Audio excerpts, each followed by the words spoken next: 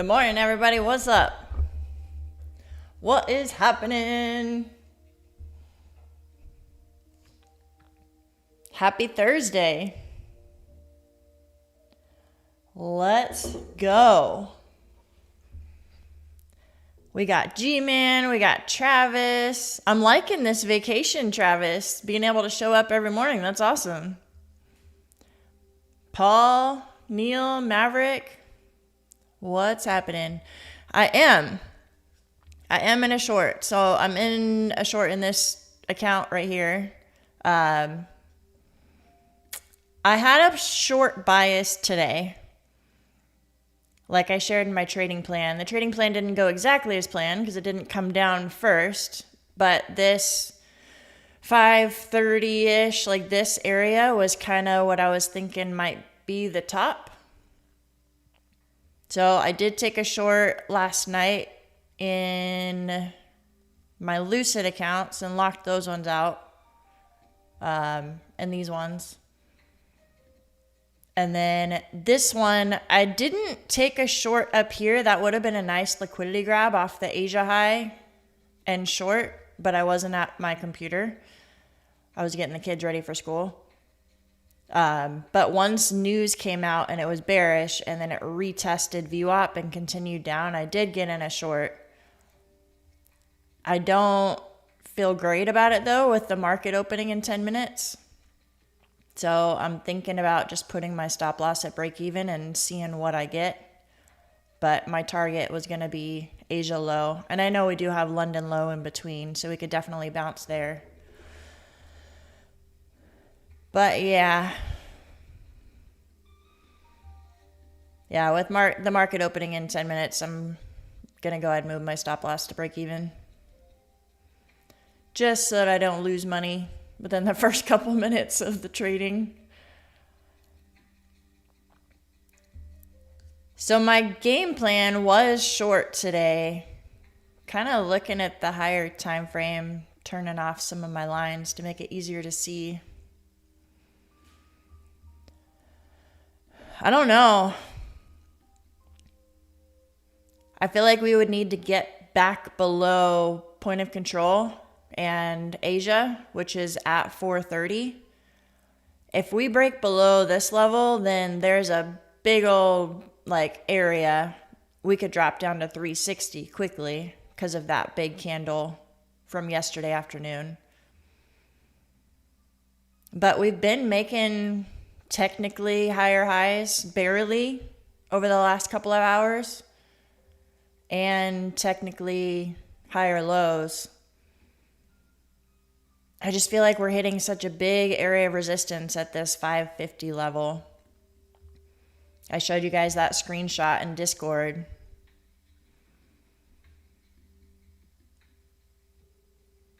So for me, I'm going to be patient in the open, but honestly, if we get below this 430 level and we don't bounce, I would definitely be short bias. I have a little bit of a short bias already, obviously, but that's what I'm thinking for today.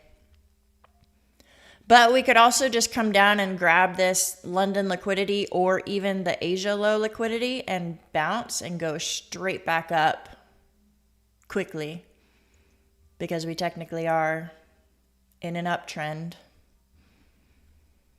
What are you guys thinking? Let me know in the chat. I'd love to hear what your thoughts are. G-Man, you think it's going to be a tough day to trade. Why do you say that?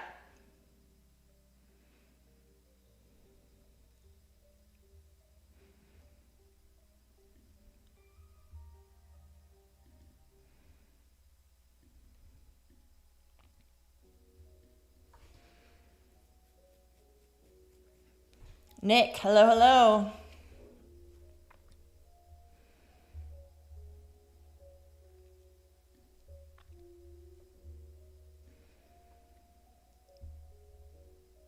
Let's get it out of the way, you guys. If you haven't already, go hit that like button. I'd appreciate it. Yeah, I am in a short. I put my stop loss at break even because I don't love being in a position right at market open. But we'll see. We'll see how it goes.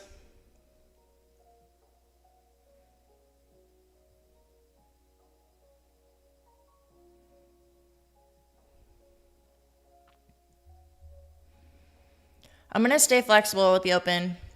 We could come down and grab this London low and we could get a little scalp long.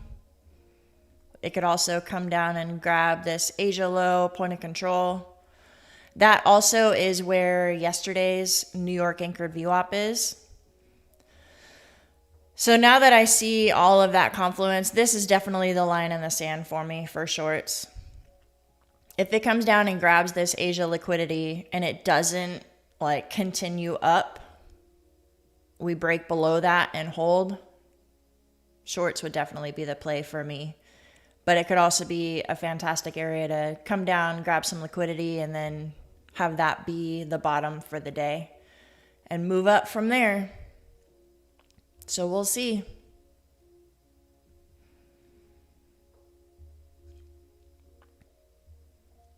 We do have more news today. Let me pull up my schedule. We had a bunch this morning within the last hour.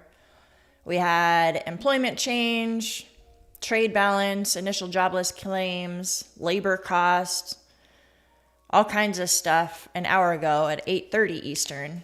And then at 9:45 and 10 o'clock, we have more stuff coming out. We have different PMI numbers coming out. So we'll see how the market opens.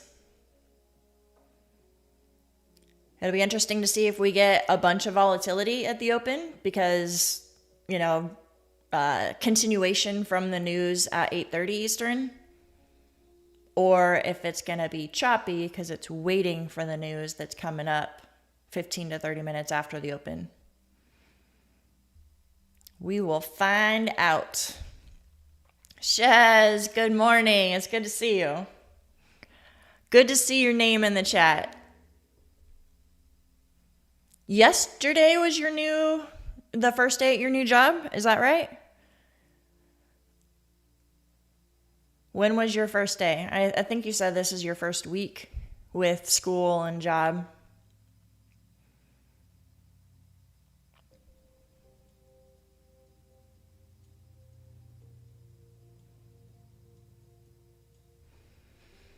Yeah, I've been in this zone a lot since late July. Let me see if I still have that chart saved that I did the screenshot on.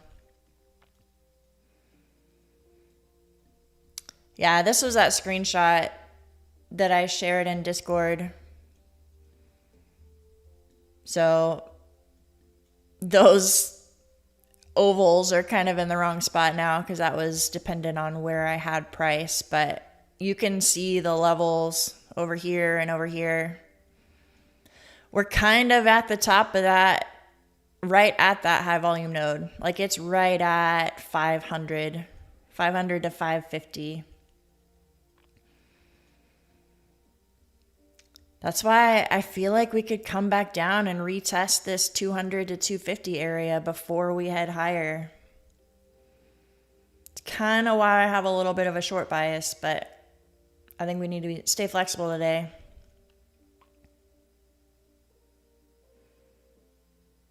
Okay. Job starts next week, but this was your son's first week of school. Well, that's good. That makes things a little bit easier. That would have been pretty wild if you had school first week and job first week. You would have been running around like a chicken with your head cut off. Or maybe I would have. I would have been running around like crazy.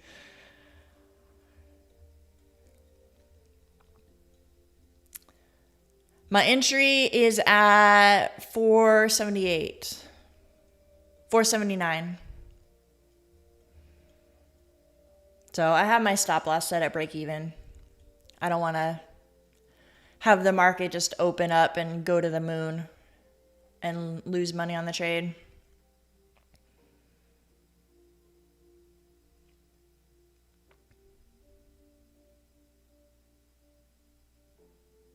I did. Yeah, I went over my short. It was pretty easy though. Really, I had a short bias today. Shop your new mattress your way at Ashley. Browse our wide selection online from the comfort of... Sorry. I had a short bias today.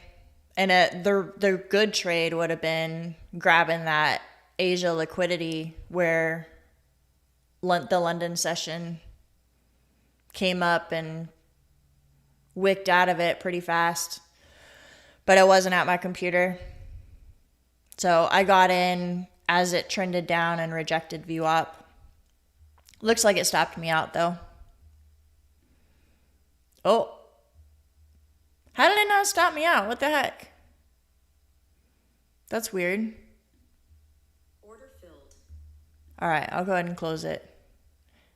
You guys saw my stop loss there. I'm glad I went to that screen and looked. That's weird that it didn't close my position.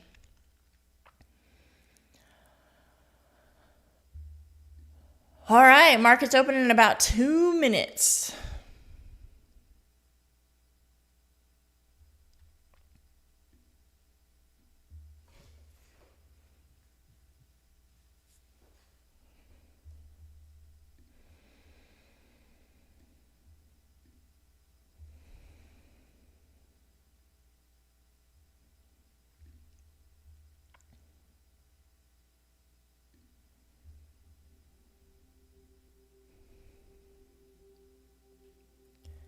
Getting a big move up.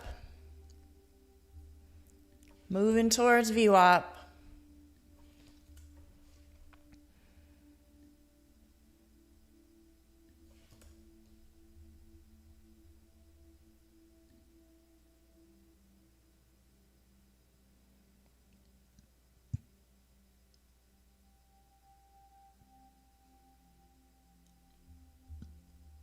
There you go. Shez took a nice trade last night. That's one thing I love about Project X is I can feel better about taking a trade overnight because either way, if your stop loss gets hit, then your take profit gets removed. Or if your TP gets hit, then your stop loss gets removed. You can't do that in Trade of 8 if you're copy trading. All right, market's open. Definitely looks like it's rejecting VWAP and coming down so far.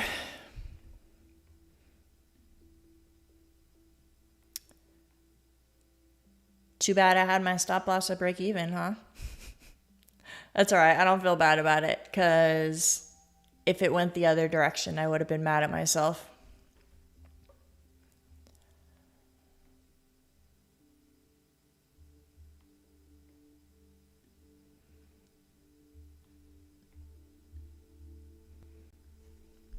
All right, let's see if we get a pullback. We can possibly enter on the continuation down.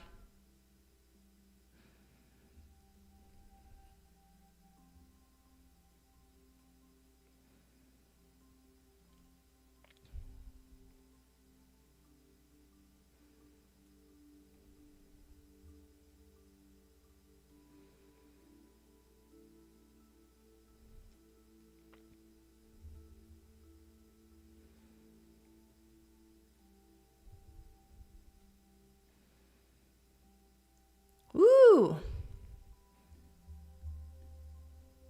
And that's why I'm glad I stayed patient.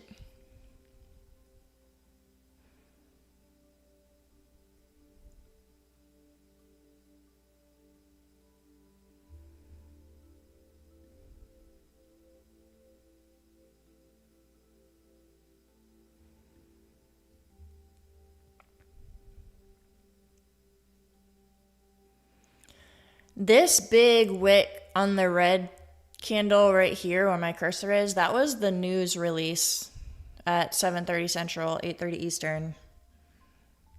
So it could maybe just come up and retest this wick and go back down if it's going to be bearish.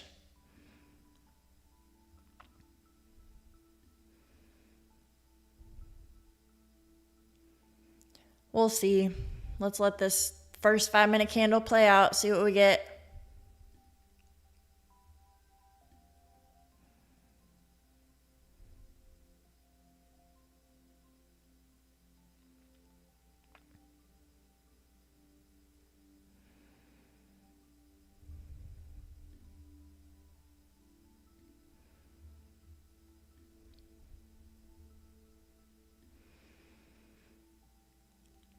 This thing's moving up.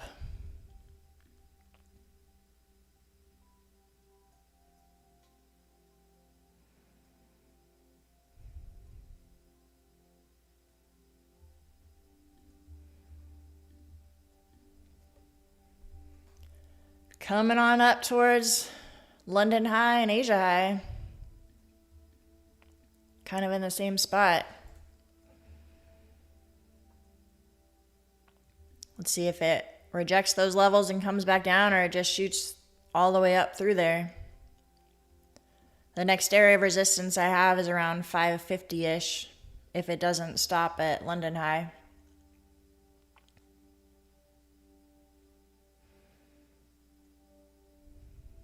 There you go, Maverick.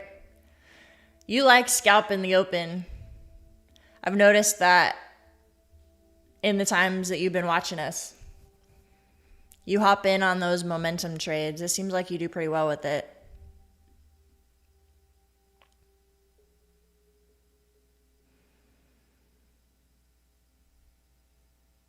Turning back around at previous day high so far.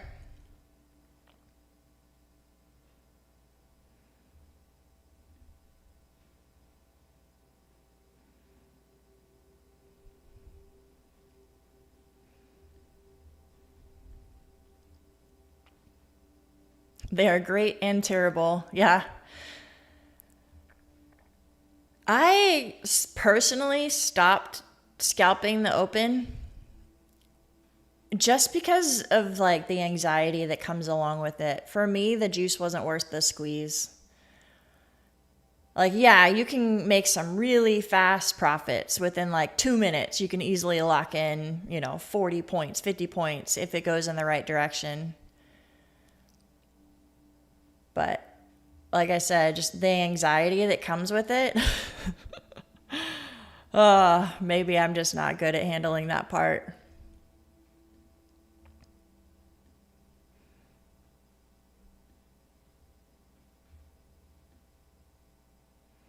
Well, it came right through London high, did not reject.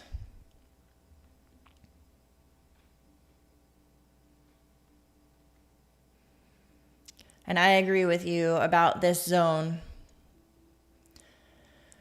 This will kind of be the thing that makes me switch to a long bias.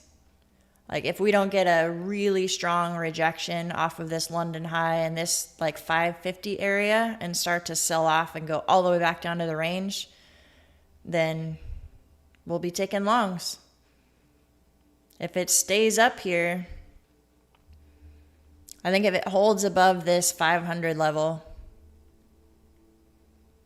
then we could go a lot higher, like 600 today.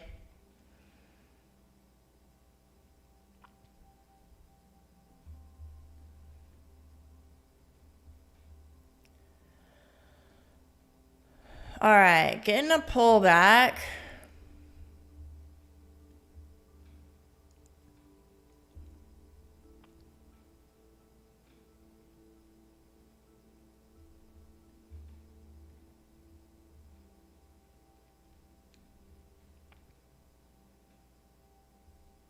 Order filled. I'm taking a small position short simply because that was the level I had marked. London liquidity grab. And shorts were what I was looking for. Even if it just comes back down to range low.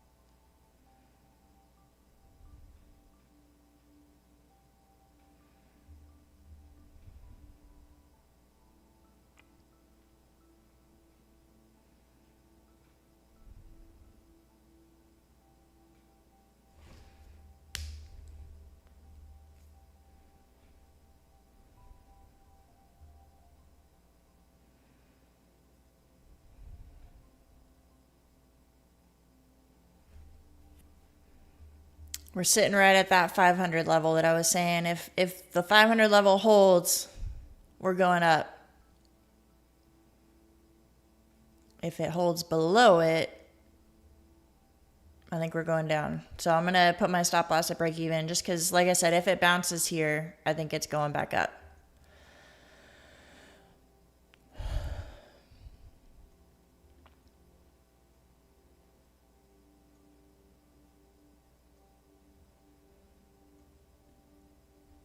I'm going to take one off at this low. Why is it not letting me? There we go.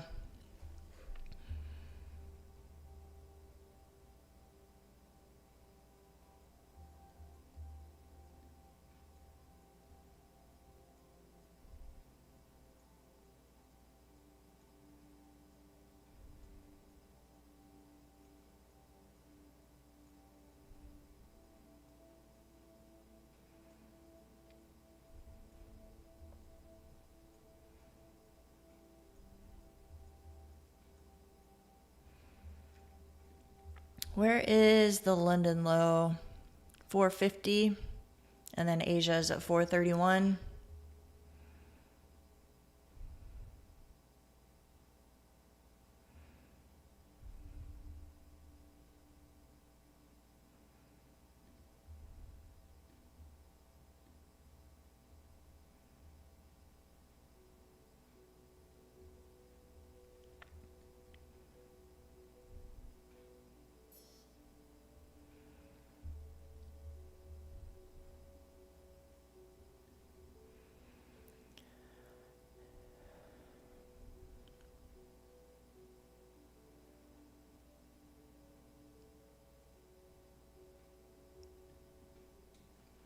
I wonder if that was the extent of the move we're going to get until news comes out.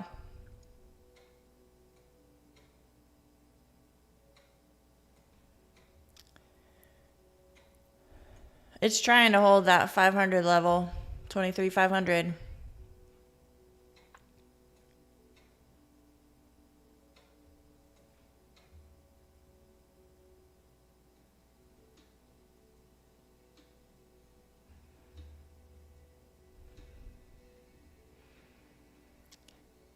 Trying to hold VWAP. Are we going to break below it? There it goes.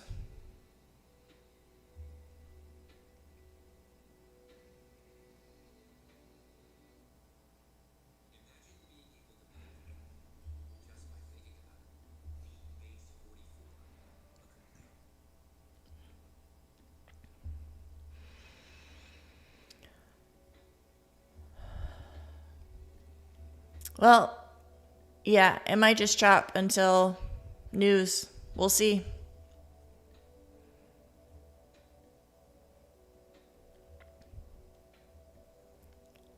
It's kind of sitting right at VWAP right now.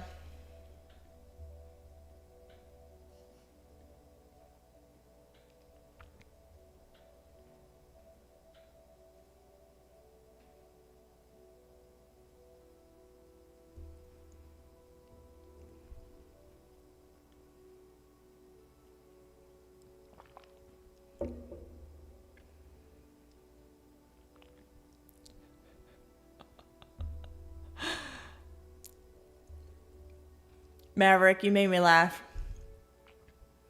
You got some good scalps in, you're green, and now hands on butts.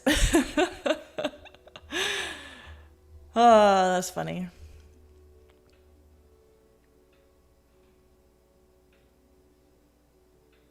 Come on, the 15-minute range low so far, like the opening candle is right there. Come on already. So I have one order at the opening candle, the low of the opening candle, another one at London low, and then the final target at Asia low, which was also yesterday's point of control.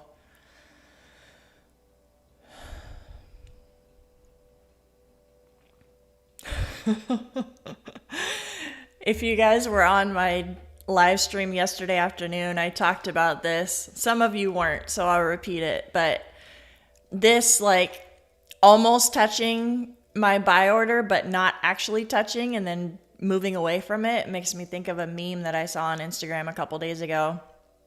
It was a runner like coming to a finish line with, you know, the finishing tape right there. And he comes up and makes a little face like, ugh, and then he turns around right at the end of the finish line before coming to the finish line and runs away the opposite direction. And the caption said, like, this is what the candle does when it comes to my TP or something like that. I feel like that happens all the time. What the heck?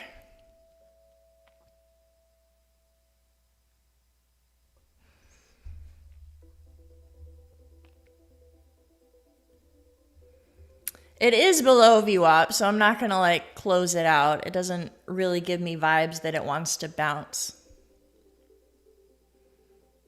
But we do have news coming out in 1 minute. Do I want to close it before news or just let it go, see what we get?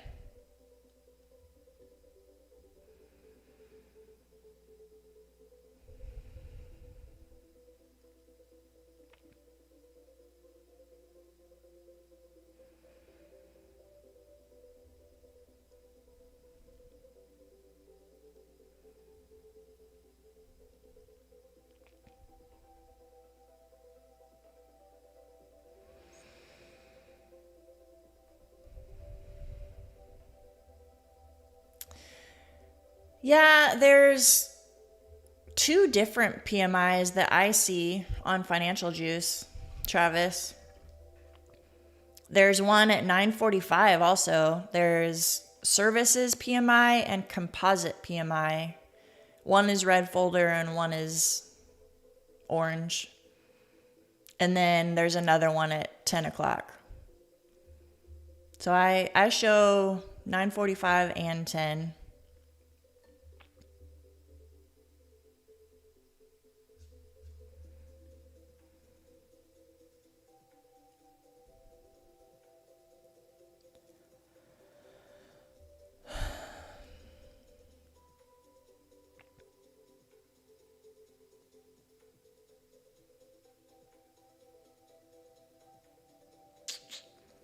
All right. Well, Order filled.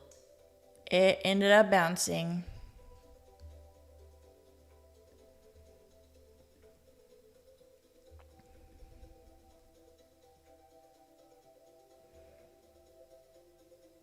Could have been news, I don't know. But now it's back above VWAP.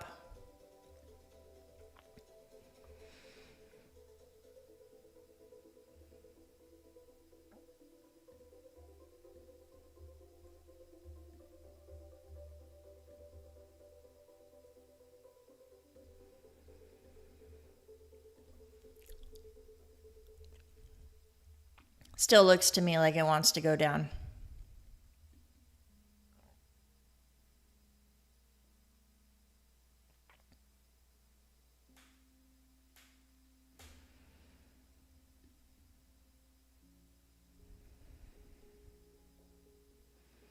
Yeah, I agree, Maverick. This is kind of a choppy open.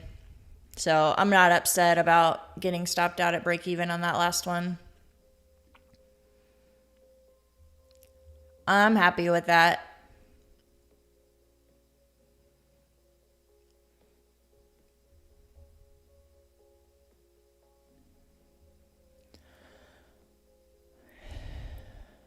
So far, G-Man, it was a big bullish open. It grabbed that London liquidity and rejected, and now it's kind of just chopping around, probably waiting for news at 10 o'clock.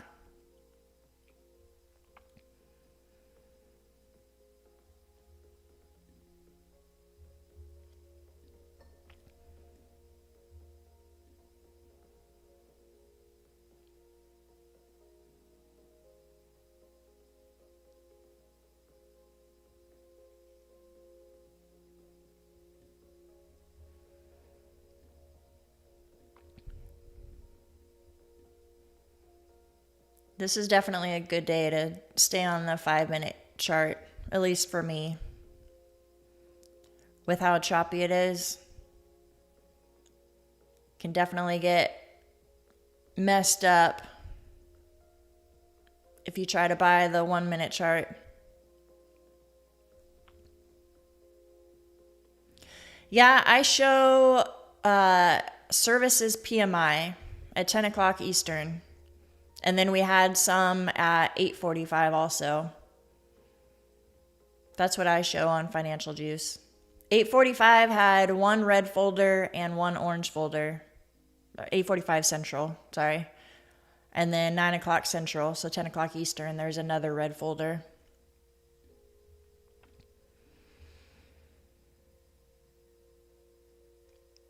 I'm still leaning towards it going down, you guys. It's just super wicky, and I don't want to be in the middle of it.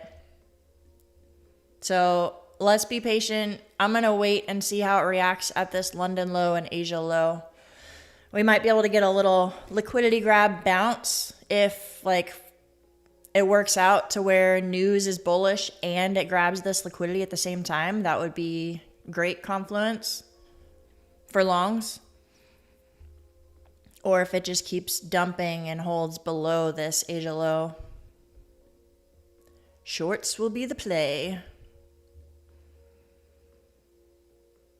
So with how choppy it is, and then having news in 10 minutes, I think I'm going to sit out for a minute. It is coming down to the 15-minute opening range low. So there is the potential for it to come like fake breakout below the range, grab this London liquidity and bounce up. That's a possibility for sure for longs. So we can watch for that.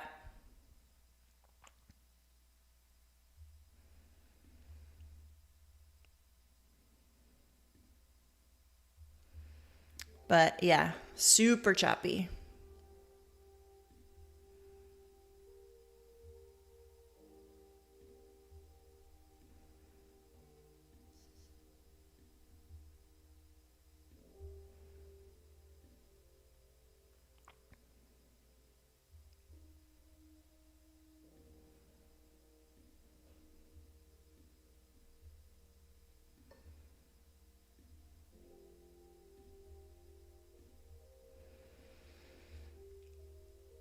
We do have our opening range set, the 15-minute opening range.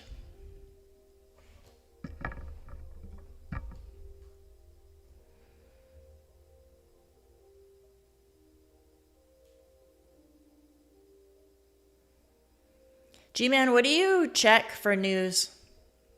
Do you use Financial Juice or Forex Factory or what?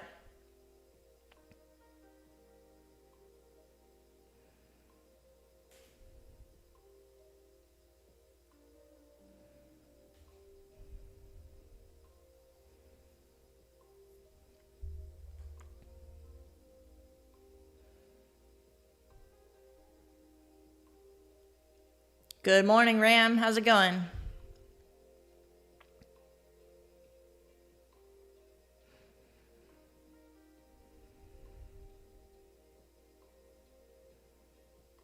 Oh, okay. Market Watch. I don't think I've ever looked at Market Watch. Good morning, Mad Moxie.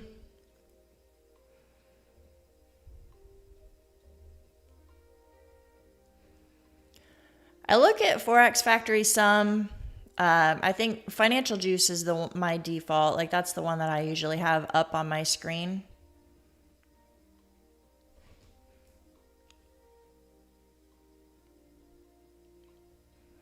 I know Forex Factory or Financial Juice has the like news feed. Does Forex Factory have that too?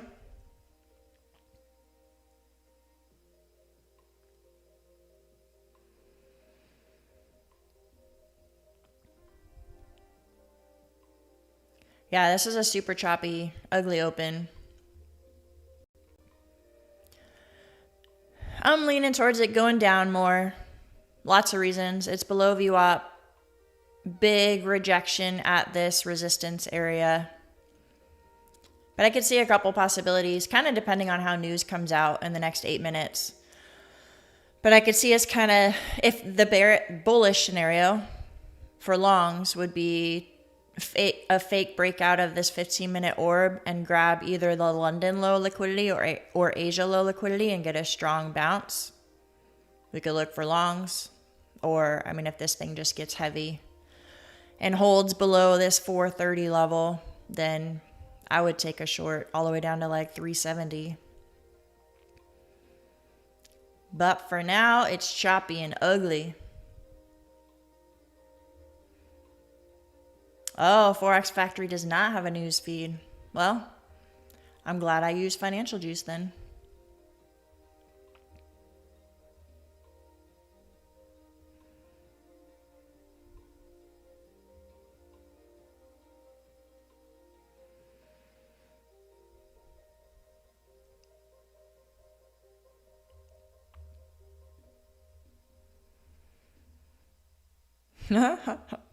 Yeah, the 15-minute chart, man. I mean, there's lots of a big old wick on the top side, which goes along with the short bias, but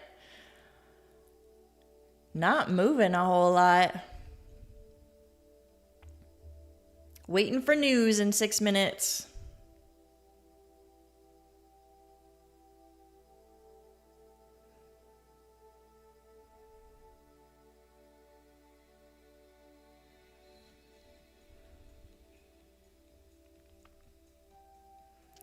Yeah, super big wicks.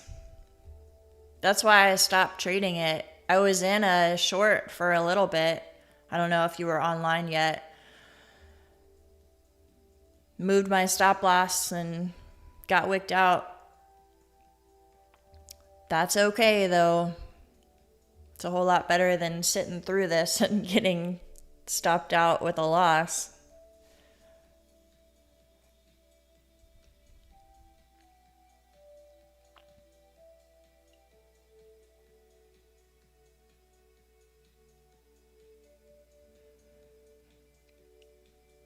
Did anyone take any trades last night?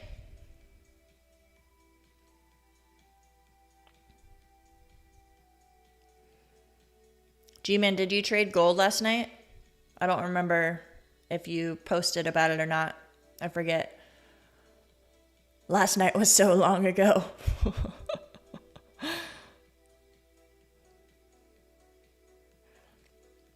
Nope, not last night.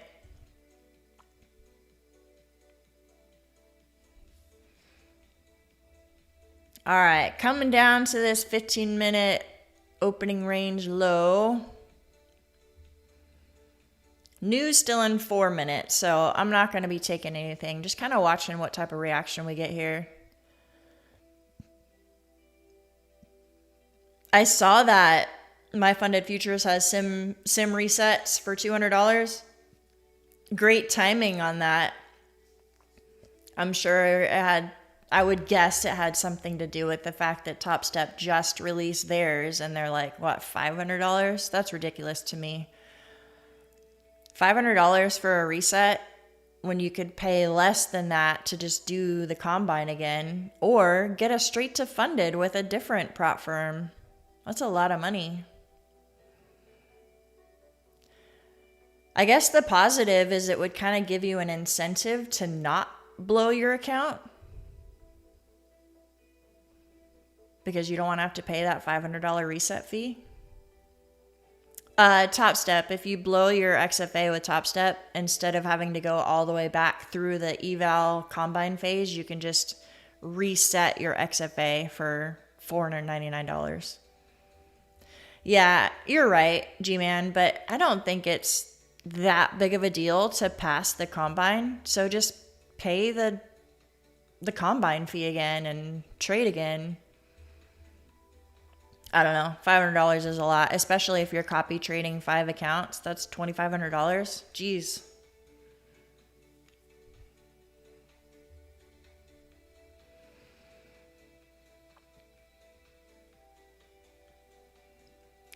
Well, it came down to almost the 15-minute opening range low. Didn't quite touch it. Coming back up and rejecting VWAP again.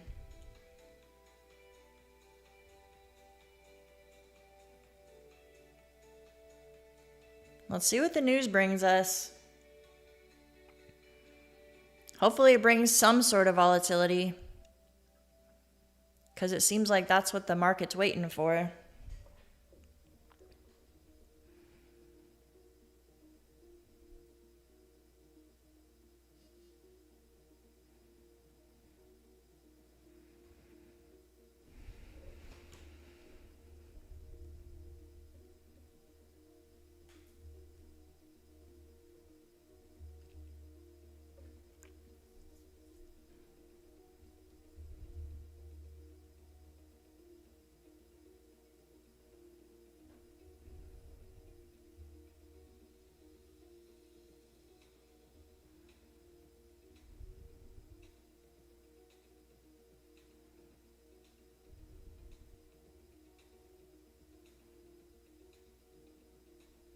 I love it. The accountability of posting your trades.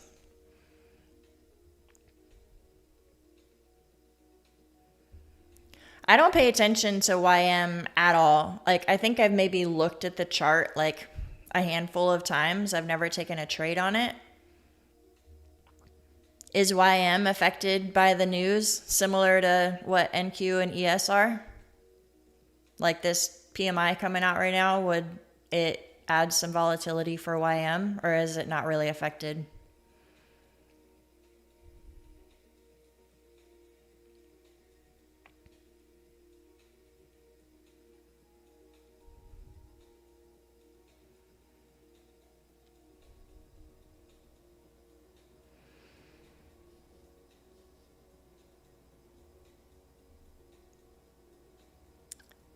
All right, news is out.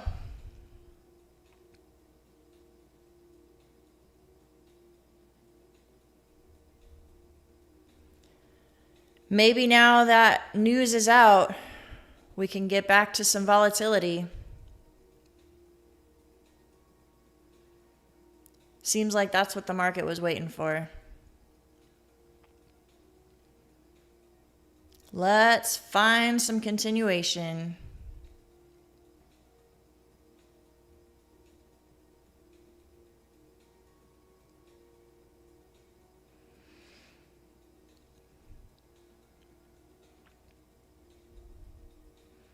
Or not. Maybe it's just going to continue chopping.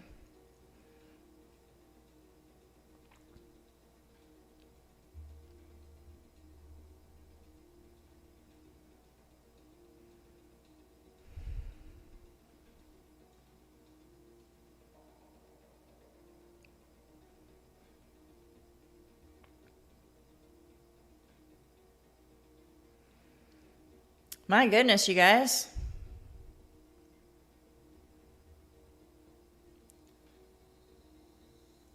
I really thought that the choppiness was because it was waiting for news. Apparently not.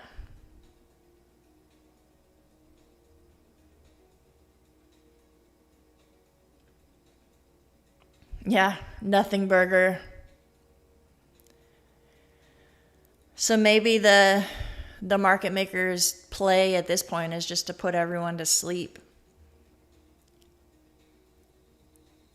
Get everyone to lose interest in the market and close their computers, and then in like an hour, they'll make the big move. Trump will tweet something, and then that will be the move that we weren't able to catch.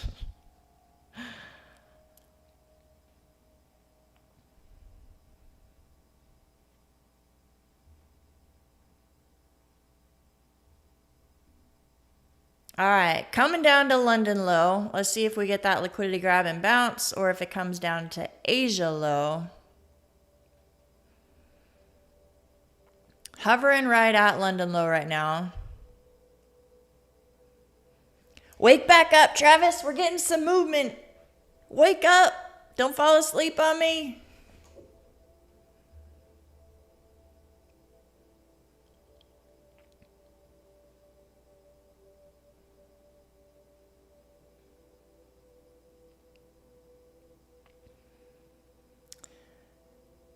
All right. It's holding London low, but to be honest, it's not the liquidity grab kind of bounce I usually like. It's not super aggressive. It is closing back within the opening range low, though.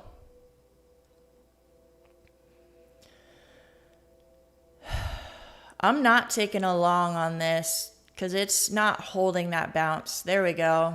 All right, let's see if it bounces at Asia low.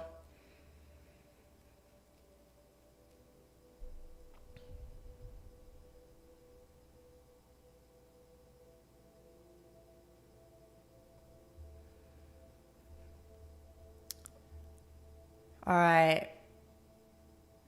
It happened quick, so I wasn't able to show you guys, but got in short on my Top 1 Futures accounts on that bounce when it retested a 15-minute opening range low.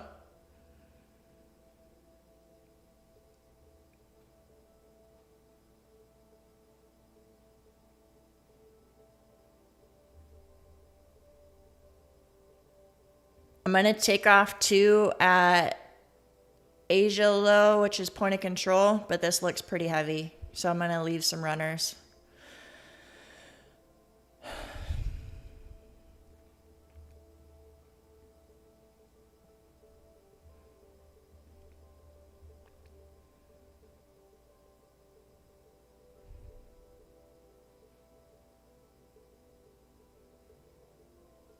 $430 is where the overnight low was and point of control.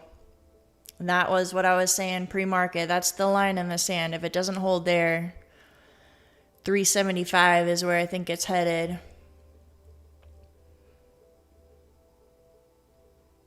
Or even lower if it fills this 1 hour or the fair value gap here. It could come down to like 360. But let's see if this level holds first.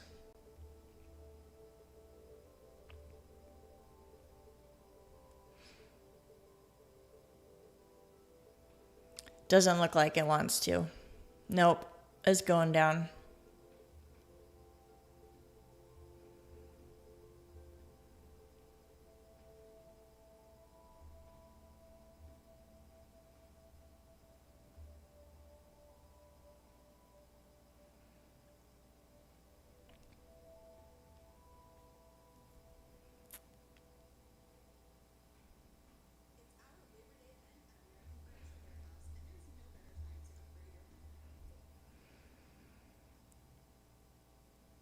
All right, it might hold that 430 level.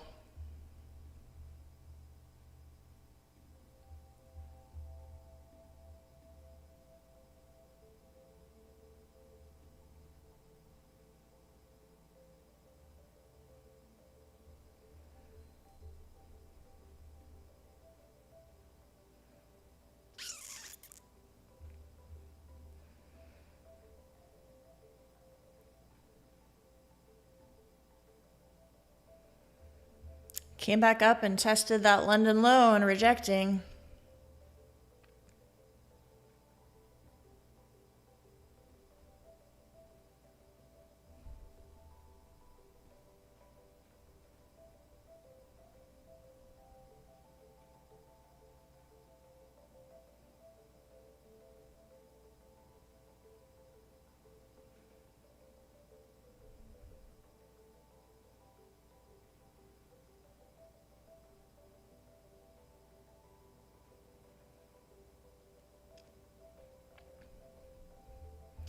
It's trying to decide if it wants to hold this level.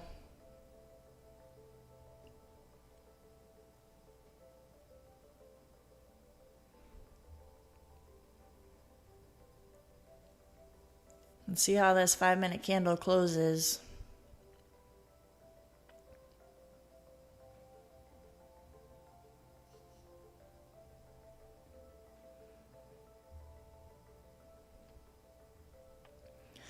The 15-minute opening range low is at like 457.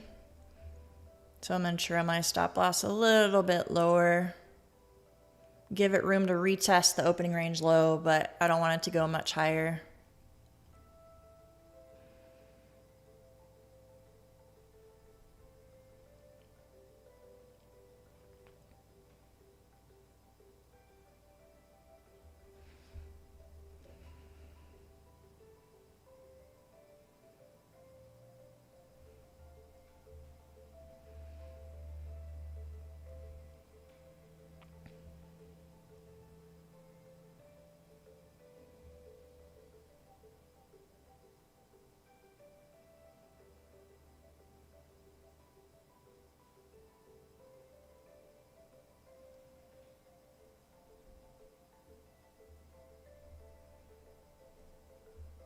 Why does that keep popping up?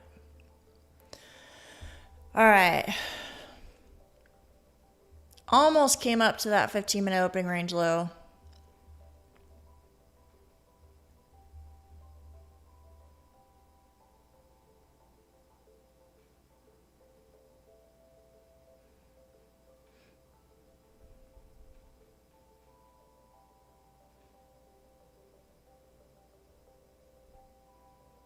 Maverick, you smell games? Like market maker games, you mean? Or what?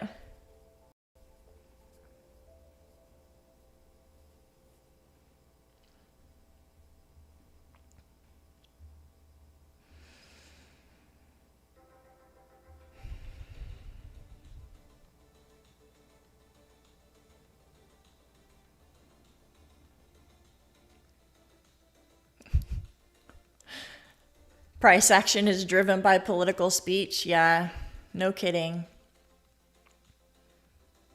Just waiting for like inflation numbers to come out and whatever they say about it based on what the Fed speakers are talking about.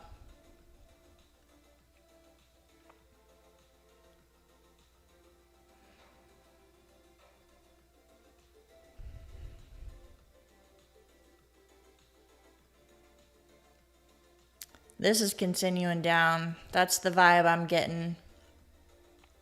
Because for me, what I watch for with a liquidity grab is a strong bounce, which we got a decent 5-minute candle bounce. Like from here, 422 to 453. That was a 30-point bounce. That's not bad. But the continuation on it wasn't there. So a liquidity grab for me is like a couple of green candles and continuation up. It's still holding, so I'm not saying that I'm 100% positive, but this isn't a typical liquidity grab bounce trade. It's kind of a weak bounce so far.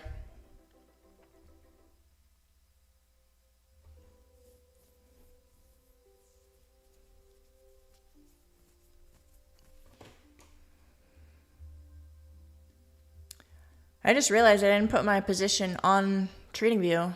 470.25 was my entry.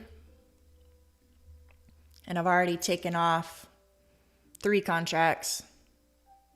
Have 2 runners. 470 or 473? 470.25. Final target is down here.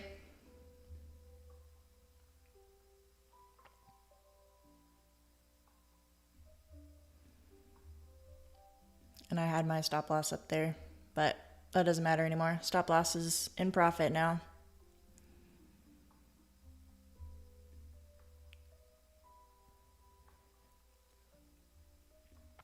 It's coming up to that 15-minute opening range low.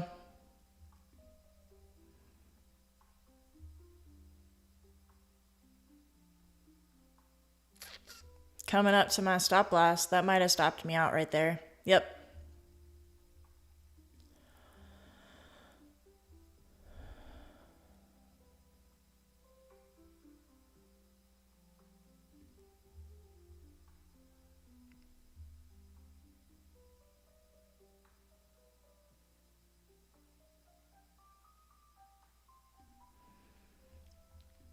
Alrighty, so that 430 level held. We are getting back above the 15-minute opening range low.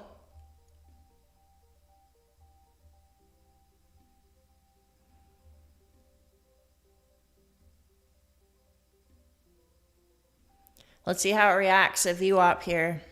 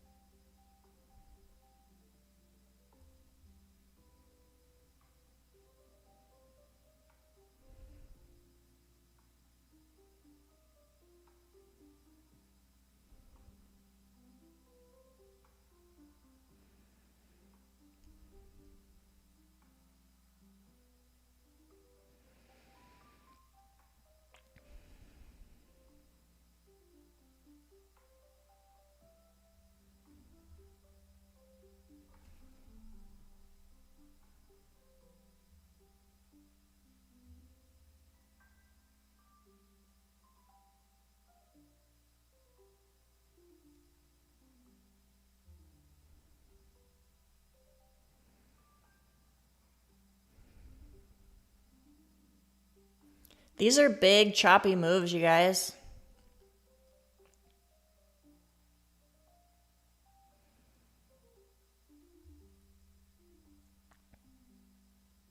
Like the rejection on these candles makes it seem like it's going lower, but then all of a sudden it'll get bought back right back up.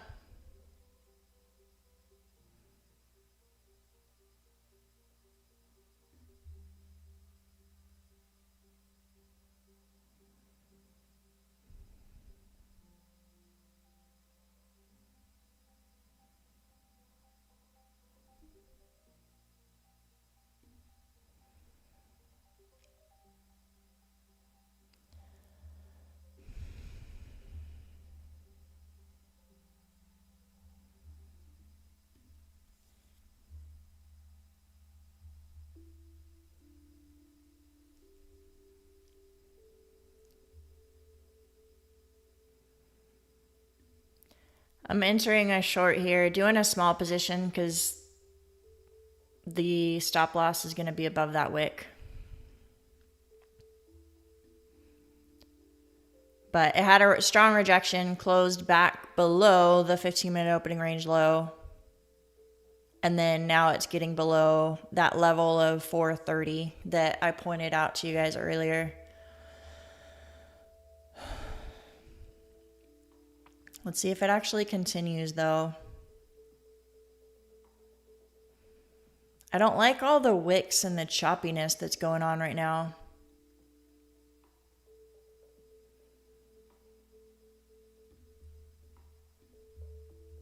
$429 is where I entered.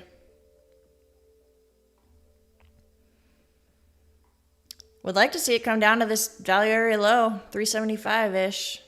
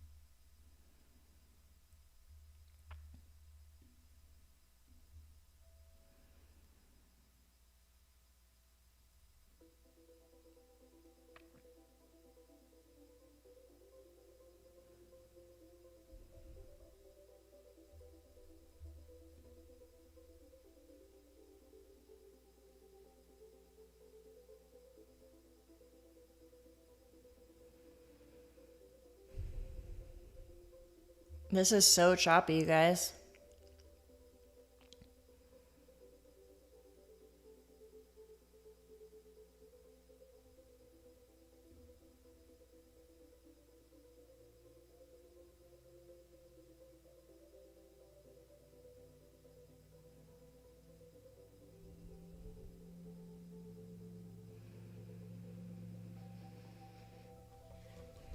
Well, that's good, Maverick. Might be a good time to step away from the charts then if you feel like you're maybe getting a little bit chopped up and not sure which direction. That's one thing that I've noticed about myself. And like I'm not saying I'm perfect at it, but when I find myself in my head being able to make an argument for longs and shorts, like, oh, we could take a long here because of this and this, and we could also take a short because of this and this. That's when I don't take a trade. So if you feel yourself kind of doing that, maybe take a step away.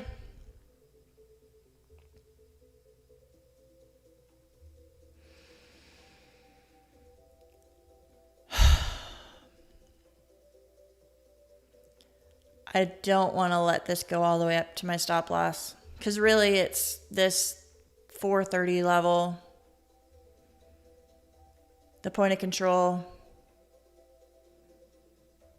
from yesterday was what I want it to stay below, and it's not. It's bouncing.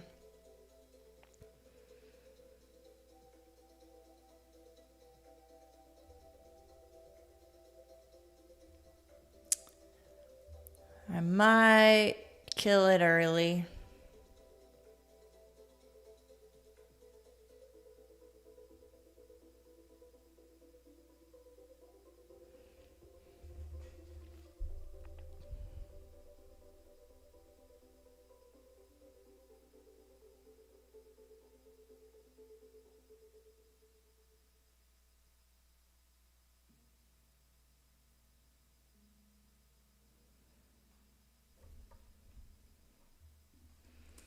What does the 5-minute look like?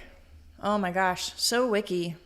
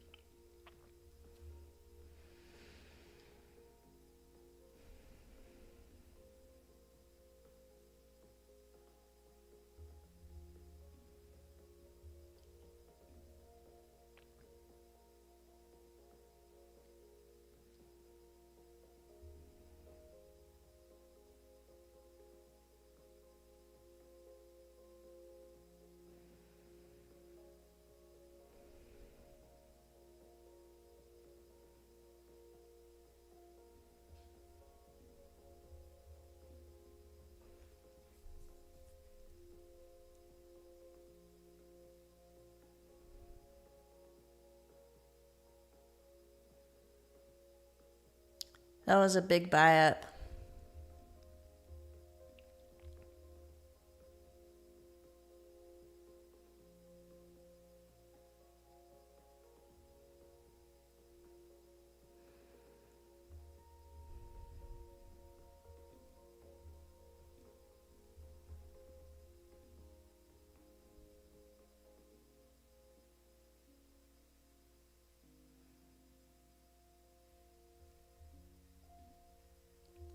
Come on, sellers. You gonna bring this thing back down?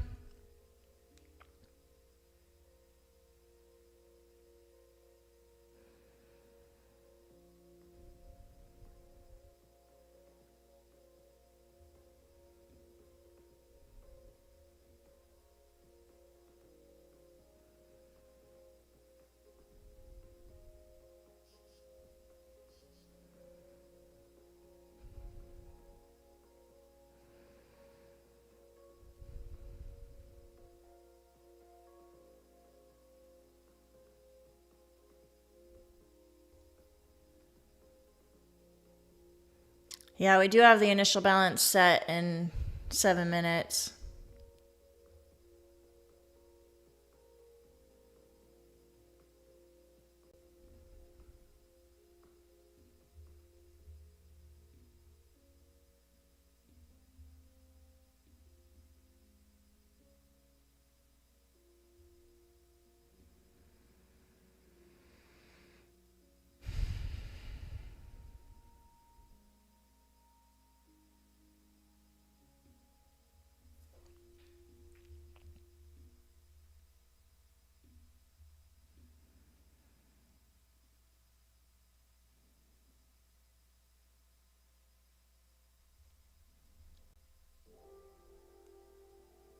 All right, looks like it's coming up for my stop loss.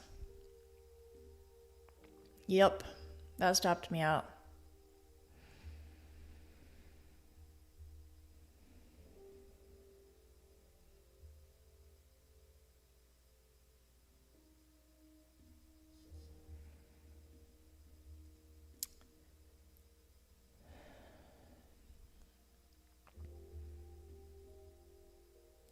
Could possibly just have my stop loss in the wrong spot because now it's coming up to VWAP. Could reject from here. Also yesterday's value area high. Lots of levels in this area. But now I'm also getting to the point where I'm thinking could go long.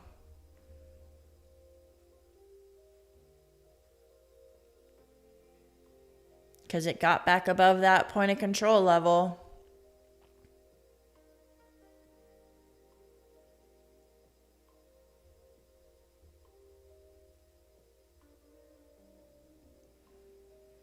Yeah, Shez, I'm kind of thinking if we get a failed auction, it's going to be from the top. This looks like it's going up. All right. New game plan. IB high is right here. Top of my gray shaded area of like resistance is 550-ish. Come on up, break IB high, little fake out, and take a short. That's what I'm going to wait for. You guys love my art, don't you?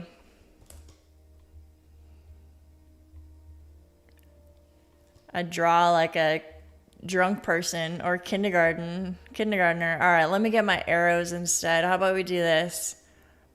Come on up. And then close back within IB high. That's better.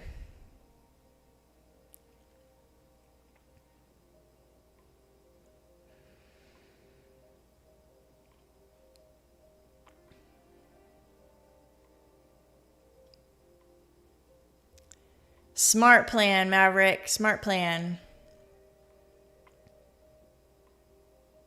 Are you trading with Project X? Or what platform do you use?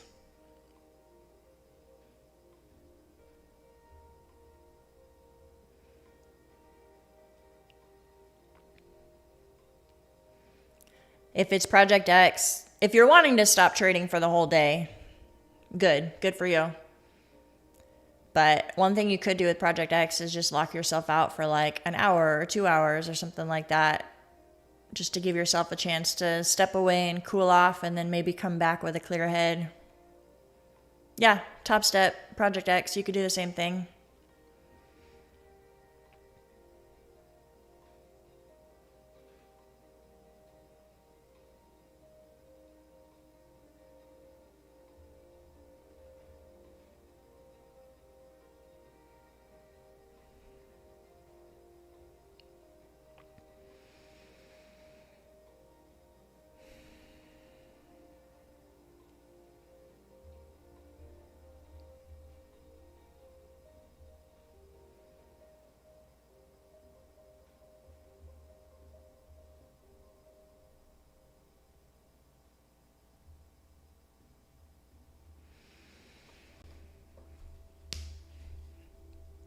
Well, on the 5 minute, oh, that's the 2 minute.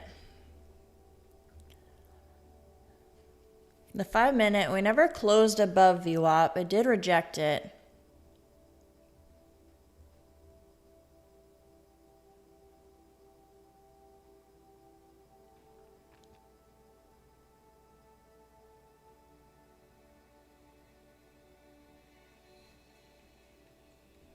Sahasmit, how's it going? Good to see your name in the chat, man. You've been missed. I've been trading pretty well. I feel like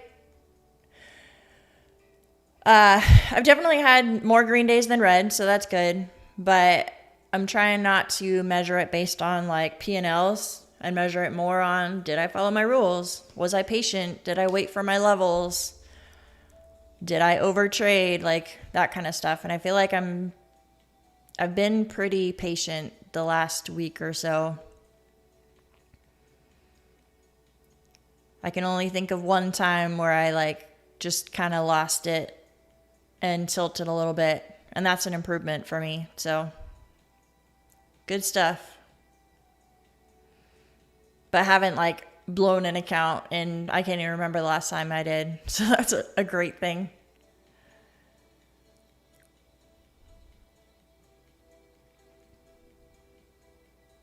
How have you been, Sasmit? How's your trading going?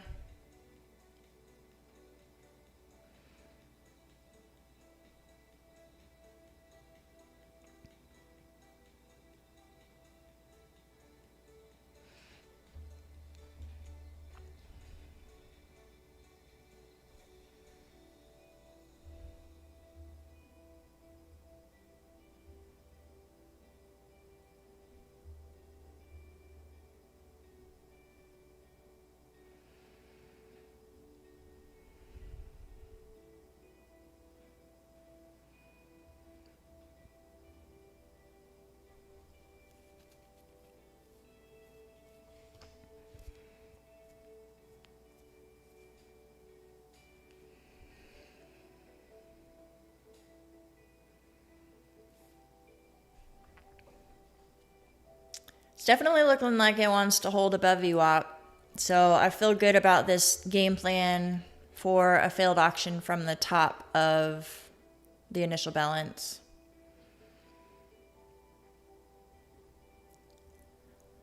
And there is good confluence for that too, because like I said, that's a resistance area that I had marked off. So it'd be a nice little failed auction setup.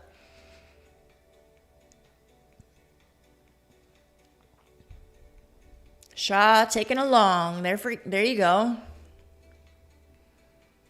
Very nice.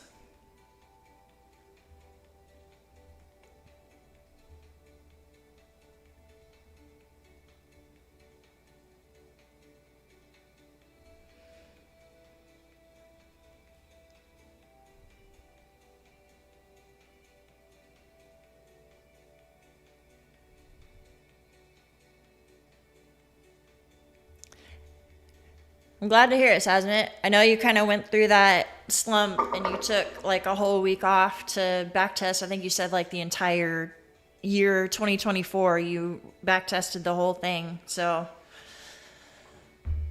I can see where that I haven't done that personally, like back tested an entire year. I've done, I think when I was back testing I did maybe 4 months, 5 months. So most of my practice has been like live. But I can see where that would give you a lot of confidence. If you have that many days, like hundreds of days of data, and it shows you like, if I follow my rules, then this is my win rate. Like X percentage of the time I'm going to win, X percentage of the time I'm going to lose. I could see where that would just give you the ability to kind of remove the emotion from wins and losses, because it's just data. Like, oh well, took a loss. Statistically speaking, I'll have a win. And then, yeah, like you said, it's just a matter of being patient and waiting for it.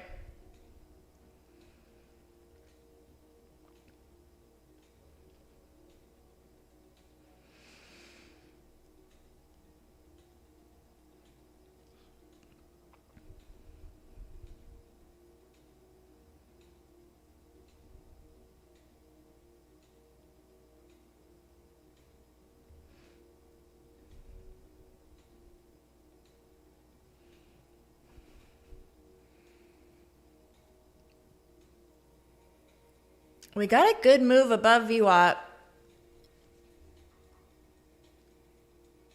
We still have like 50 points to go to get to initial balance high. We still got a ways to go.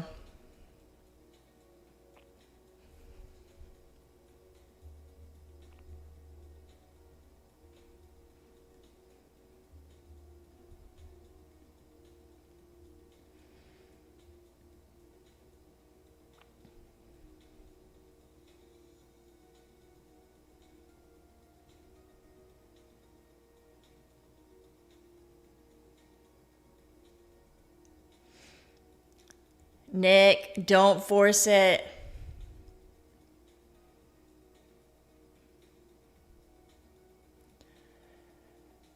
One thing I would say, if you feel nervous about taking a trade because you're like kind of thinking like, oh, I could pass it today, get that out of your head. Don't worry about passing it today.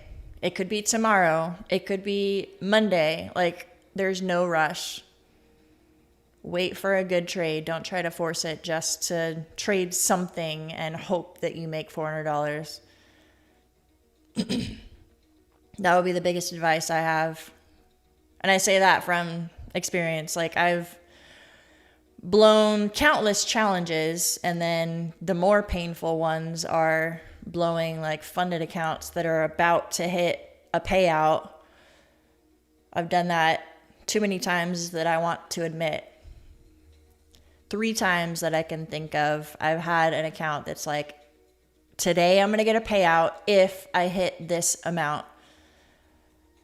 So I was definitely forcing trades to hit that number. And then, you know, the spiral happens. Like, I take a loss and now I have to size up because I still have to make this much to get the payout. So just get that out of your head. It doesn't have to be today. Take your time.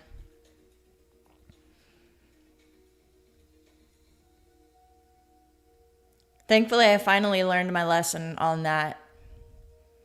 I used to be so, I don't know, maybe if I'm competitive or I'm a numbers person. Like, in my years of business ownership, I've had data like Excel sheets for everything. Like, I track KPIs. I can tell you what our sales percentage was. I can tell you what all of our numbers are. I track everything, how much we spend on marketing, like all that. So I'm a numbers person.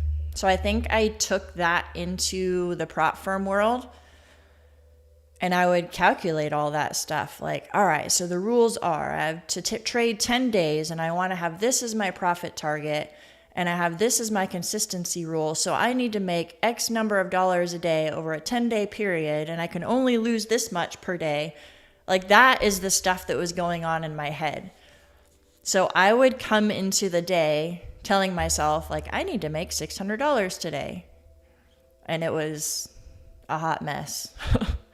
So now that I actually recently recorded a video on this, but since I've gotten all of that out of my head and I just come to trade, I'll take what the market can give me. If it takes me 15 days to get a payout, if it takes me 30 days, I don't care. It doesn't need to be 10.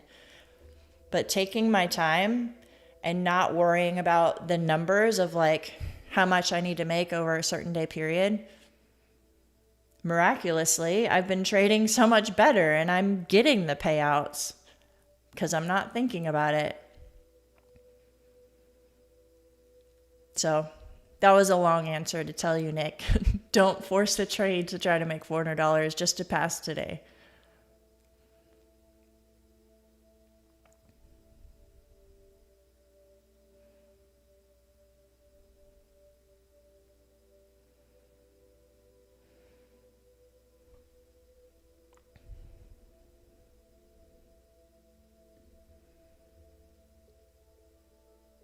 All right, coming up towards IB high. Let's see what kind of reaction we get here. Kind of looking for a failed auction, possibly taking a short when we get to IB high if we reject this 550 level. But we'll see. I'm not going to just like place a limit order up there and hope and pray that it rejects.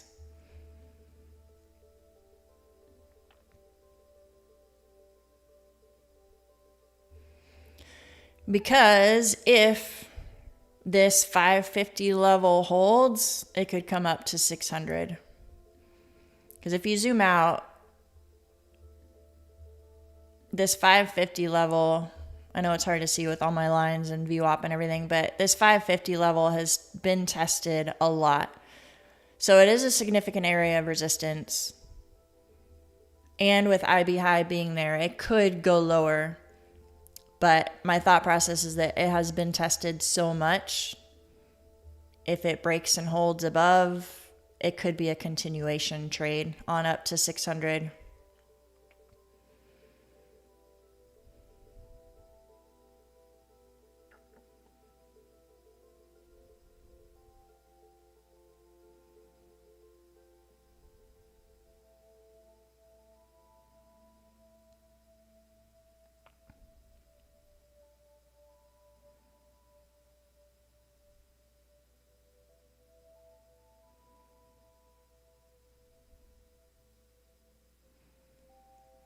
That's an interesting realization that you had, Maverick. And I have noticed that over the last couple days in the chat, you've mentioned like today you said that you're closing your computer.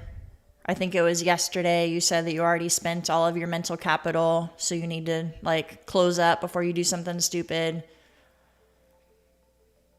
And that's kind of what I was talking about on why I don't take scalps at the open, like within the first couple minutes, like the momentum trades, because it causes so much stress in me. Like I can literally physically feel the stress. Like my heart rate goes up. If someone were to take my blood pressure, it would probably be through the roof. I feel like my shoulders tensing, like I'm not breathing. I literally feel like I'm almost having a panic attack when I trade at the open. So, I mean, maybe you don't have it that extreme, but if you feel like it's just mentally exhausting for you, then you could be right. You're missing the bigger setups later just by scalping $100 at the open.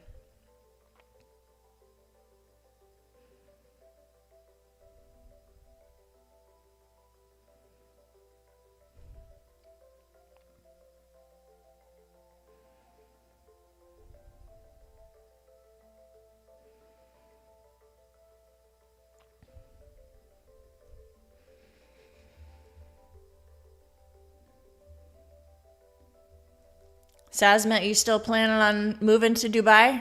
I think that's what you were saying. I don't know how much you were joking or if you were like serious about the idea of it.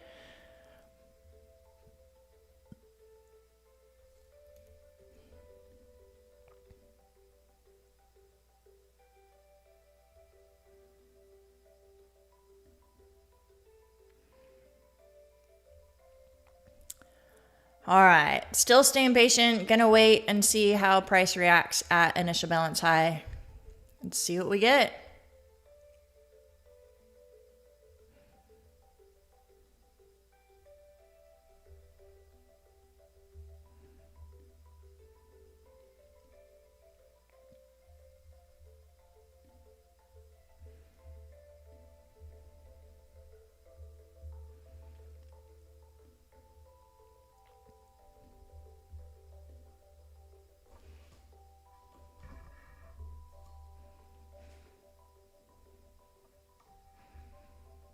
One day, not anytime soon, but one day. That's cool. It's fun to dream.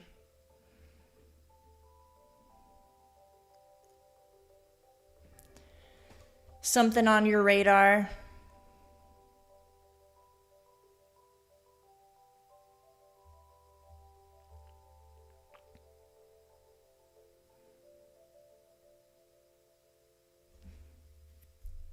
We're getting a rejection here at previous day high.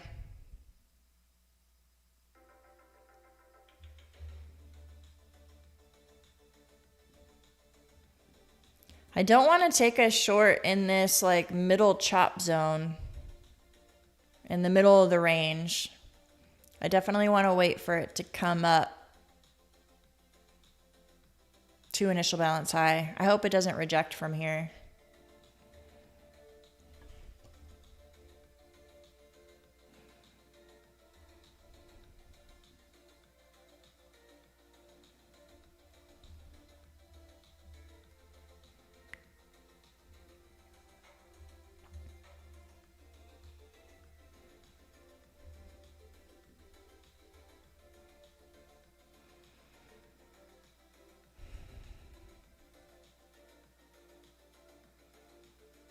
No, don't reject from here. I want to take this short, but not yet.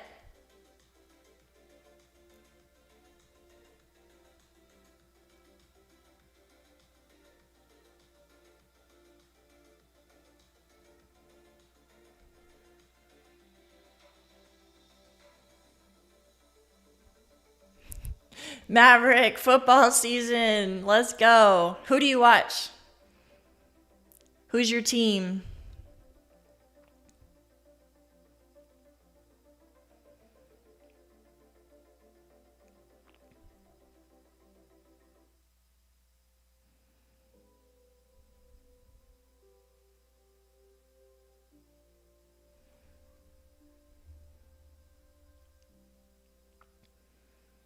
Buffalo. I'm in Houston, and my husband's a big Houston Texans fan, and I have lived here for the last 20 plus years now anyway. So we watched the Texans, and then we both went to Texas A&M, so we watched the Aggies. I grew up in Southern California, and my dad was a big Chargers fan, so we would watch the Chargers every weekend. So I feel like by default, I'm a Chargers fan too. And the Texans and the Chargers aren't like big rivals, so I can be fans of both. It's allowed. It's not like being a Cowboys and a Texans fan or something like that. That would just be wrong.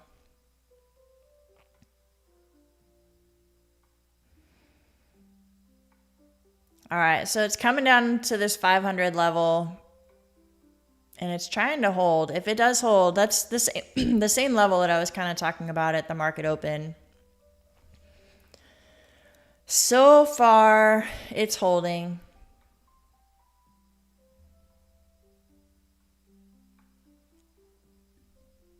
Still waiting for it to bounce all the way up to IB high before seeing what kind of trade we're going to take from there. I really hope it doesn't reject from here, though. That would mess up my plan.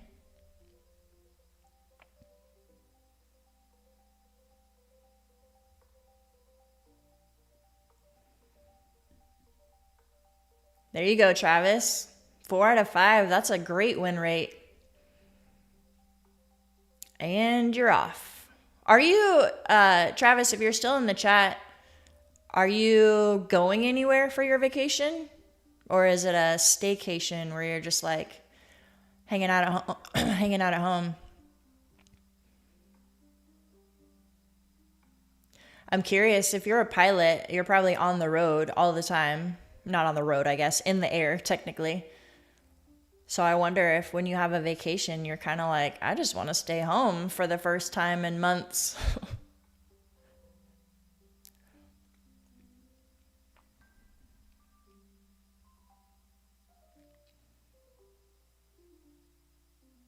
Grandparents visiting. That's always nice. If you're anything like me, when grandparents are visiting, as in like my mom, so my kids' grandparents, if that's what you're talking about, I love that. Because then it's like a built-in babysitter. You're like, hey, mom, my husband and I are going to go out to dinner. Can I leave the kids? I love having my mom here too, of course, but the babysitting side of it is nice. Because really, my mom comes to see my kids. She kind of only partly wants to see me. She wants to see my kids.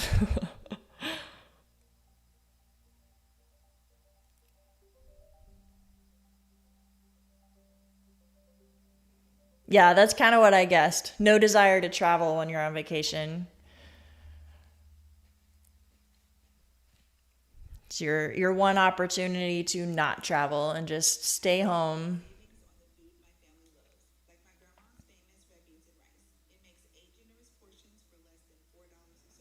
Scott, yeah, I think it's like an 8-second delay, something like that. Maybe 5 seconds. It's not a ton. But there is a little bit of a delay. That's why I usually try to talk through my trades ahead of time. For one, I mean, I don't want people to copy trade me anyway, because I would hope you don't. I'm not a super amazing trader. But I try to talk through it, for one, because it helps me to like make sure I have a good setup and I'm following my rules and I'm not just taking an emotional FOMO trade. But if I let you guys know ahead of time what I'm watching for, like what I said right here, if it hits this IB high and it starts to reject, then I would be taking a short. And I mean, I said that for the last 20 minutes. So the lag shouldn't be that much of a problem.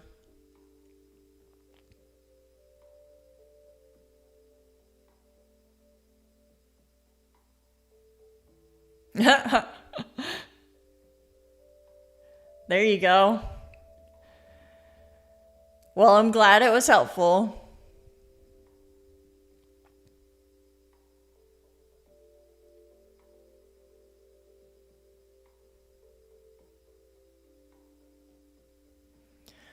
All right, so that 500 level did hold. Looks like we have a clear path up to IB high. I'm not going to take an immediate short. I'm definitely going to be patient and wait for that rejection.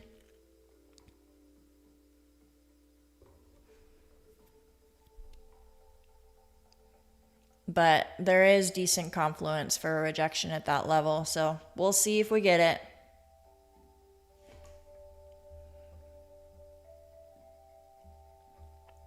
While we're waiting, you guys, if you haven't already, go hit that like button. We got about 40 people watching and 21 likes. See if we can get this bad boy up to 40 likes.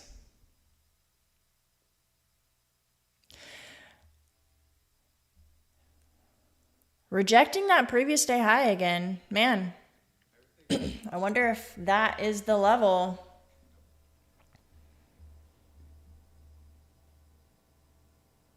I don't want to short from there, though.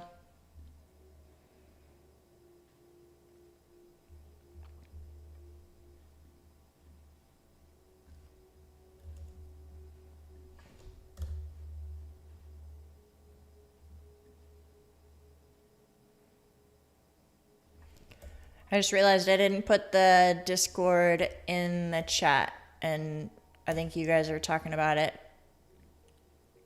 So I'll put it there.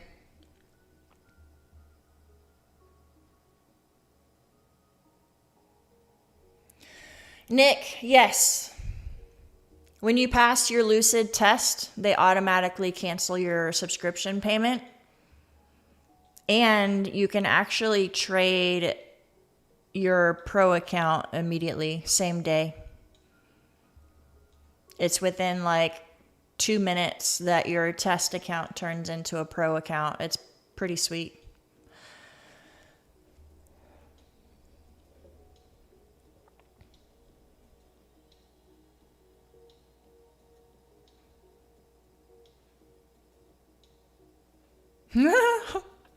Sasmin, I just saw your comment. Well, thank you. I appreciate that. I still feel like I have a long way to go, though.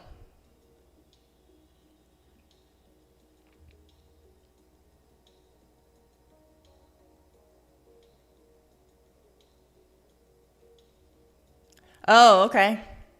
Thanks for clarifying, Mad Moxie. I always get them all mixed up. Some of them are like, if you don't pass within a month, then there's like a re-up fee or a renewal fee or whatever. So that's good to know. Thank you.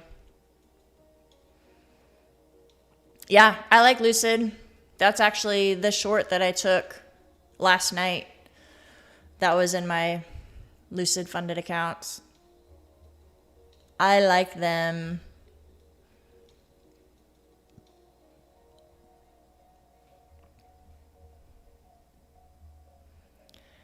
G-Man's back.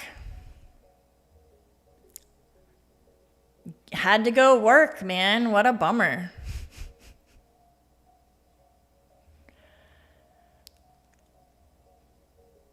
No, so I don't remember when you left, but I did. Let me go to a 2-minute chart. I did take that short, got stopped out there. So this was a win. Took a loss on this short. I only did 3 contracts on this one because it was such a big stop loss. But I did take a loss on that one. So now I'm only up $92. I was up like $320, I think. Something like that. Maybe less than that. I don't remember. Anyway, so since then, haven't taken a trade. I am waiting for a failed auction. Or I say failed auction. I don't want to say it's going to happen. I'm going to wait and see what happens at IB high. But I feel like it's a decent setup for a failed auction since this is kind of an area of resistance that I had marked off already. So there's good confluence for a rejection here. But it keeps rejecting at this previous day high, which is frustrating. I don't want to take a short there. Trying to wait for it to actually go up to IB high. That's what I want.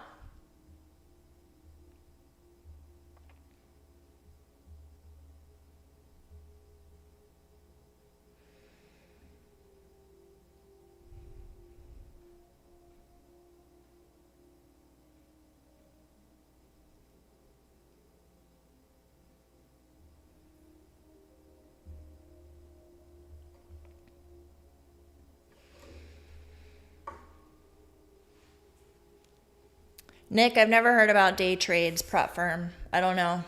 Haven't looked into that one. I use TradeDay.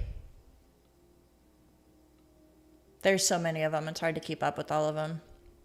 If you're talking about TradeDay, then I can answer your questions. I don't know anything about day trades.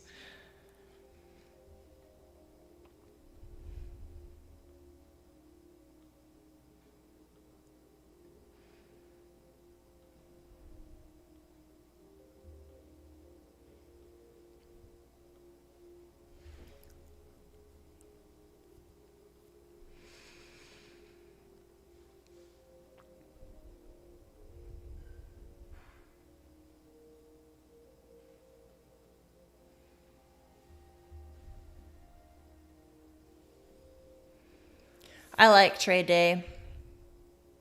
They do have a 7-day eval, but after you pass the eval, it's daily payouts. It's a lot like Take Profit Trader, where you just trade to the 2K buffer, $2,000 buffer, and then after that you can take out as much as you want, no consistency, daily payouts. The benefit though is it's end of day drawdown rather than intraday, which I hate intraday. I think that's a stupid rule. So yeah, I really like TradeDay a lot. I'm in their like funded stage, but I've kind of been up and down with the buffer. Like I'll make $500 and then I'll lose 400. Then I'll make 500 and I'll lose 500. So I've kind of been running in place, not making a ton of progress on the buffer. I'm sitting like my balance right now is right at like 49,900. So I'm down $100 overall, I think. Just kind of been up and down on that. So I haven't gotten to the buffer stage, haven't gotten a payout with them yet. But I'll get there. I'll keep you guys posted on that.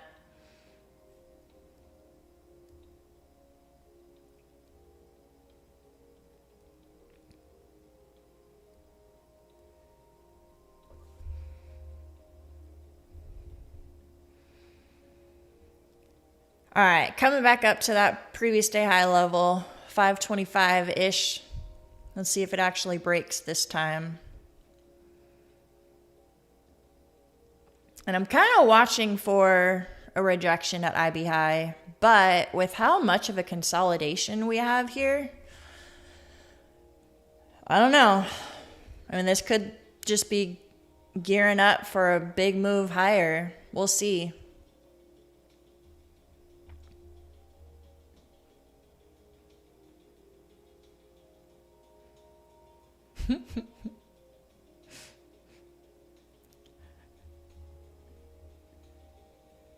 Good morning, boys, and Fit Mom Trader. Because statistically speaking, most of the people in the chat are probably guys. I looked at my YouTube like viewer stats recently, and I think it was like 91% of viewers are males. And that's just trading in general. There's not a whole lot of females. I've met a few female traders, but there's not as many of us. That's for sure.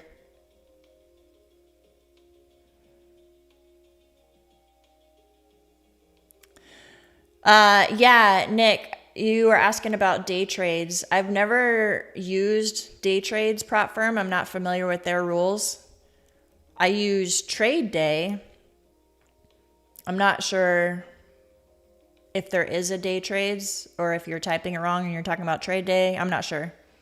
If you're asking about TradeDay, I can answer those questions, but I don't know anything about day trades.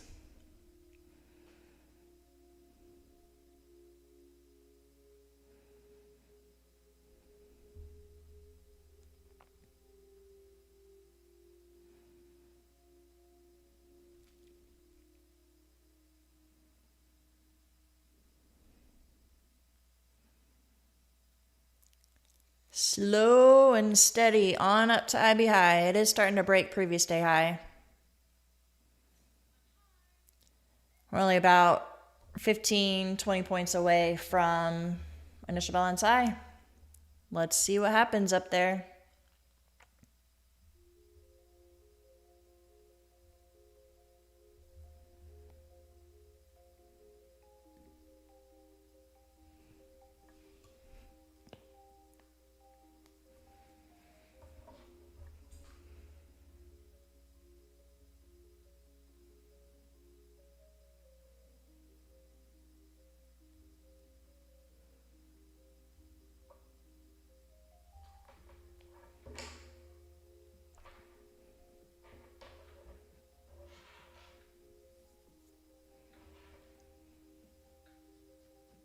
Yeah, I'm not sure about day trades rules. I do really like TradeDay though.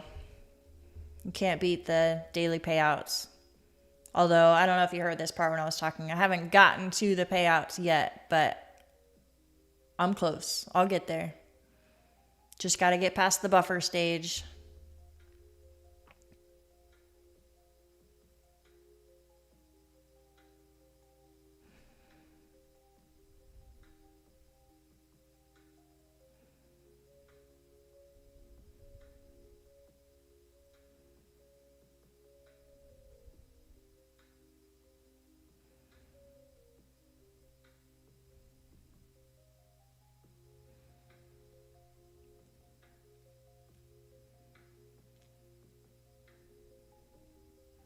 Almost up there. Hopefully we can get a trade off of this initial balance high. We've been sitting here waiting for it. Immediately, once I got stopped out of this trade at 9:20 Central Time, my time, so that was 40 minutes ago, the first thing I said was, all right, let's wait for a failed auction at the top. So I'm happy with myself for being patient and waiting for it. But now that I've waited for it, we better get something up here.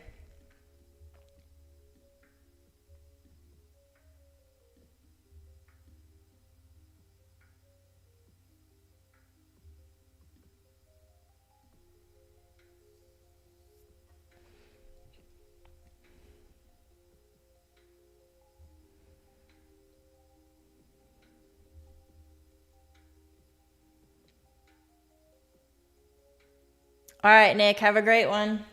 Thanks for coming by.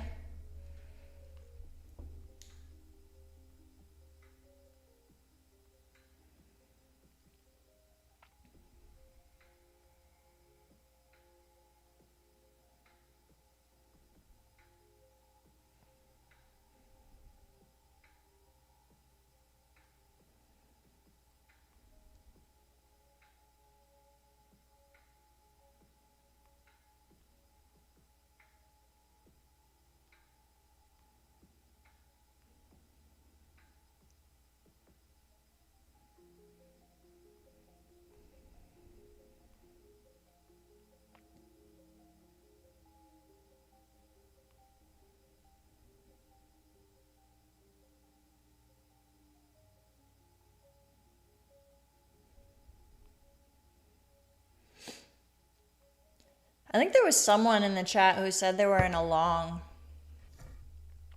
I don't remember who it was.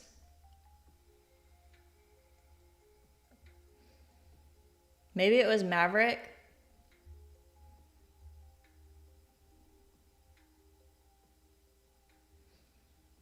Anyone else sitting in a long?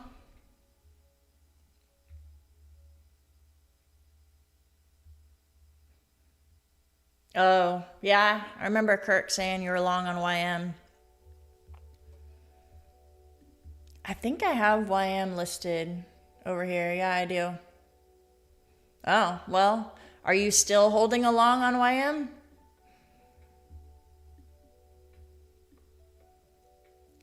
Definitely a nice move up.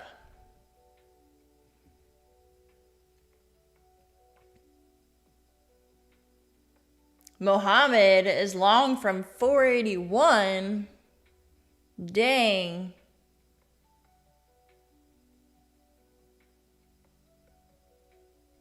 Awesome. Mohammed, what are you holding for? What's your target? Are you getting out at IB high, or do you think it's going to go higher? What's your thought?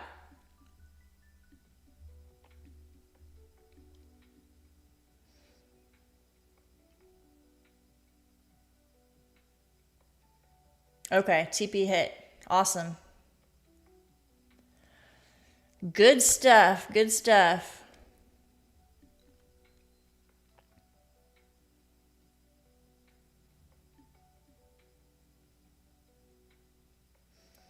One thing that I've tried to get better at is not flipping my trades, going from long to short immediately, and specifically using the reverse button. I just recorded a video on this recently, but that reverse button was getting me in trouble because I was like chasing trades, because not only would I take a loss on the previous position, but then I was entering the new position in a bad spot. So I have not allowed myself to use that reverse position tool button. And then just on top of that, like flipping immediately from a long to a short or a short to a long. Because then I just find myself mentally getting tilted and like questioning myself. Like, am I right? Or is it going to go the opposite way? I don't know. So that's the reason that I didn't take a long down here when it stopped me out there. If I immediately flipped to a long, which my thought process was, okay, now we're returning to IB high. I didn't want to chase it because then I probably would have gotten tilted. Scott, I didn't even know you could remove the reverse button. I'll have to look into that. I've kind of just not allowed myself to push that button, but it's sitting there. I'll have to go into settings and look. That's good to know.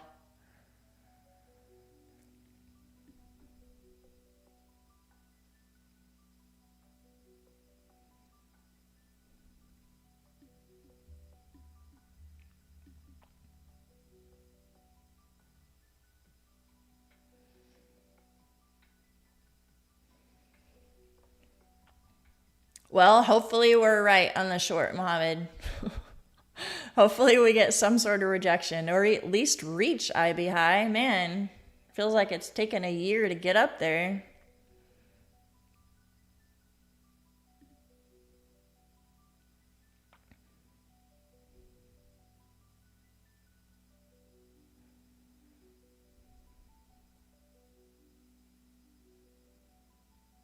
Renzo, sorry, I just saw your question. Do I use gamma levels for support and resistance? I don't. I've actually never heard of that. I don't know what gamma levels are. No, I find my levels, like these gray shaded areas that I use, are from volume profile, the visible range volume profile, which is this indicator over here, VRVP, and it brings up the volume based on the price action that is on the screen. So if I zoom in or out, you can see that this volume changes. So I zoom out to the higher time frames, like 1 hour, 30 minutes. It kind of depends on what's going on and what the price action is. But that's how I find my support levels. And then the other ones, just value area high, point of control, those are from the previous day's New York session volume profile. So that again is this indicator over here. Pop up the session volume profile from the previous day, and then I mark off those levels. Point of control, value area high and value area low. Speaking of, since we're about an hour into the session, a little over, this is an interesting volume profile. There aren't really any like high volume nodes that stick out and make it obvious that that would be a spot that it would return to. It's very balanced. We are sitting up here at the value area high of the session though. That could be why we keep getting stuck there.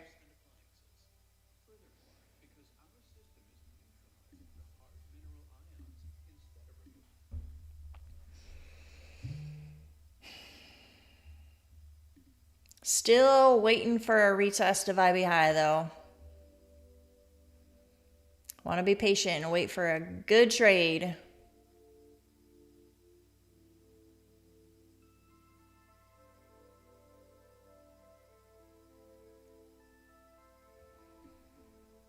Come on, don't reject too early. I want to be in this.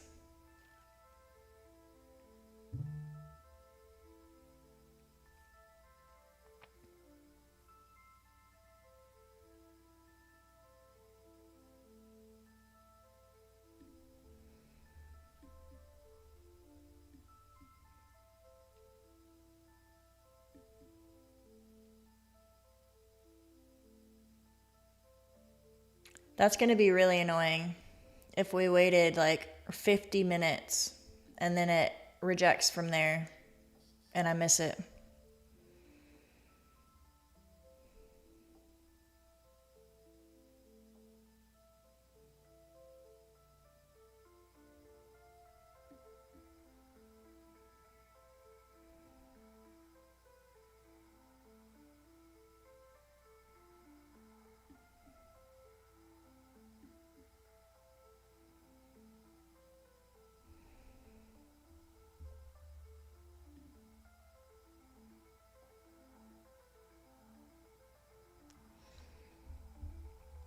Good to know, Scott. Thanks for telling me where to find it. I'll take a look and remove it. That would be helpful because sometimes the reverse button is tempting.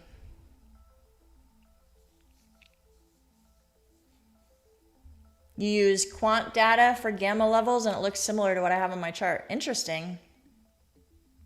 I'll take a look.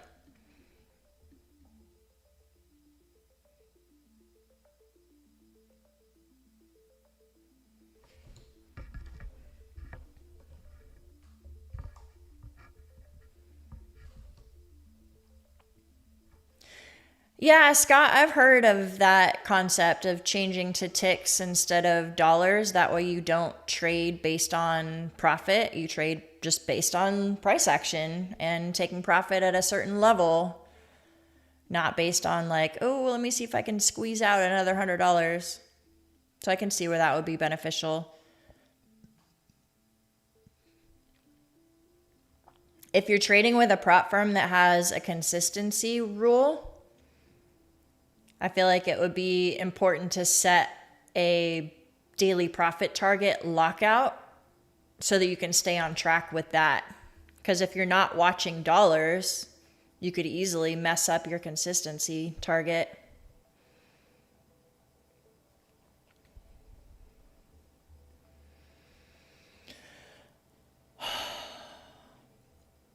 Well, like I said, this 500 level is kind of what needs to hold for long. So if we're going to continue back up to initial balance high, it needs to stay above 500 or at least VWAP, which is at 486.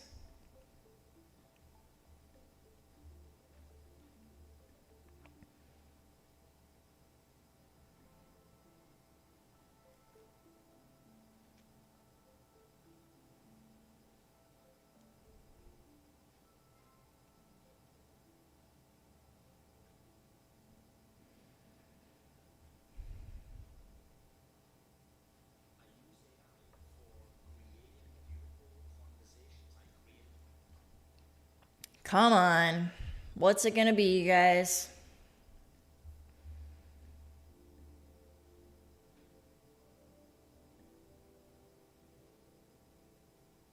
Oh man, it kind of looks like it wants to reject from here.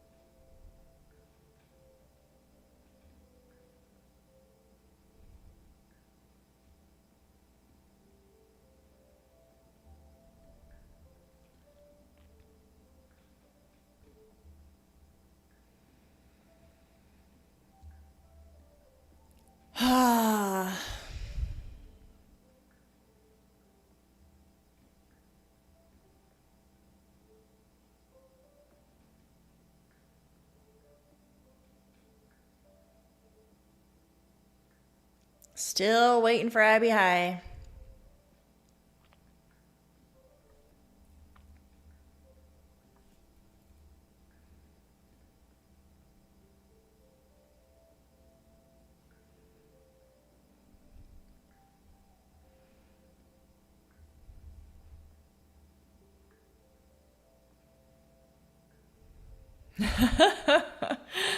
Yep, I feel ya, Scott. I feel ya.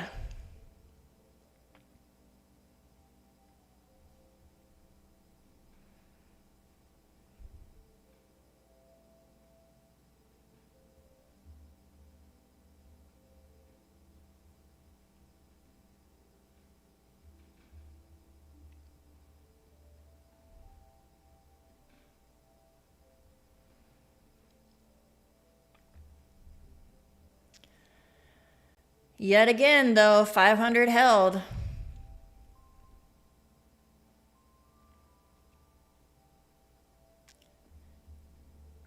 Clear path ahead up to IB high. Now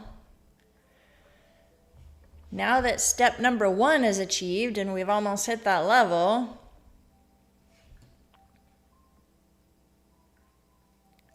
now we gotta see step number 2 if we actually get a rejection up here.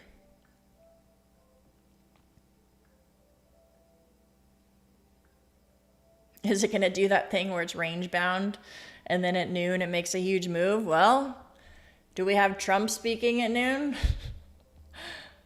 I think part of that, at least yesterday, like I know every day is different and it's random, but at least yesterday, I think that had to do with Kashkari was speaking.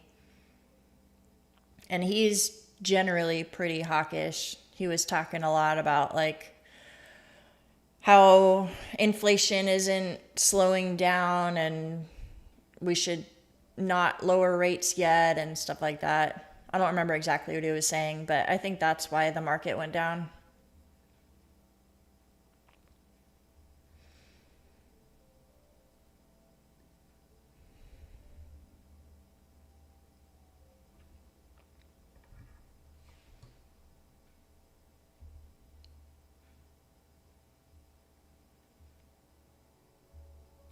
We do have Fed speakers. Fed Williams is at noon. So maybe that's what we're going to get, Maverick.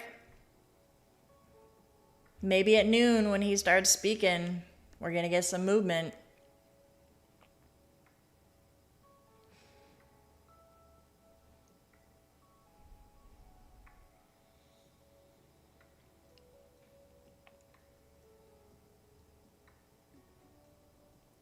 Yeah, London's having trouble with NQ's having trouble with the London high. That's actually why I'm leaning towards a failed auction. Is kind of in this general area. There's lots of resistance. It is breaking above the London high right now, which I think was back here at 535. So it's barely getting above that. So really we don't have much resistance until IB high. So 550, 552, let's see what happens up there.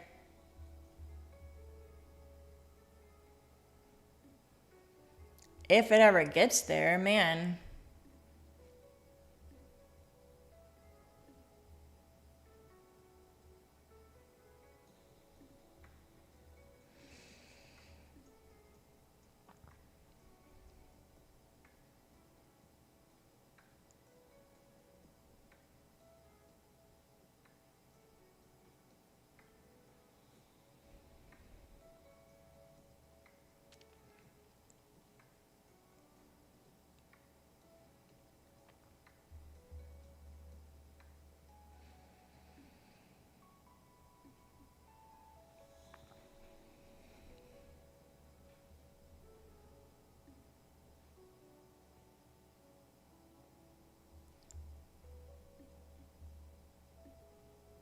Zooming out to the 15-minute chart, this most recent candle that we're on right now is pretty strong. I know there's 8 minutes left on it, so the story could change. It'll be interesting to see how this 15-minute candle closes. 8 minutes left on this 30-minute candle too. So yeah, this could be our failed auction candle in the next 8 minutes. If it breaks above IB high and then closes back below it, that would be the setup. Gonna stay patient though. I don't want to have waited this long for a level to get hit and then I just rush into it and take a loss. That would be a dumb move. So I'm gonna wait.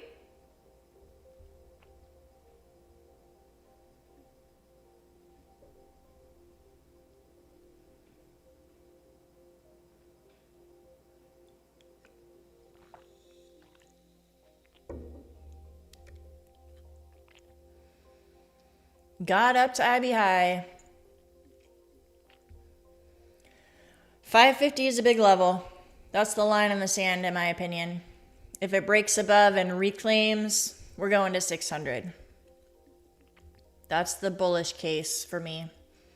If it rejects here, then who knows where it goes, but I'll be riding it short if it rejects.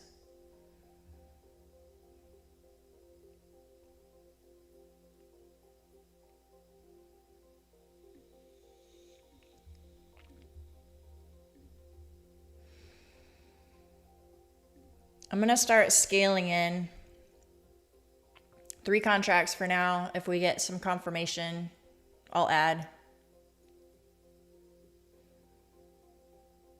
Don't want to let it go much higher than like 555, 556, something like that.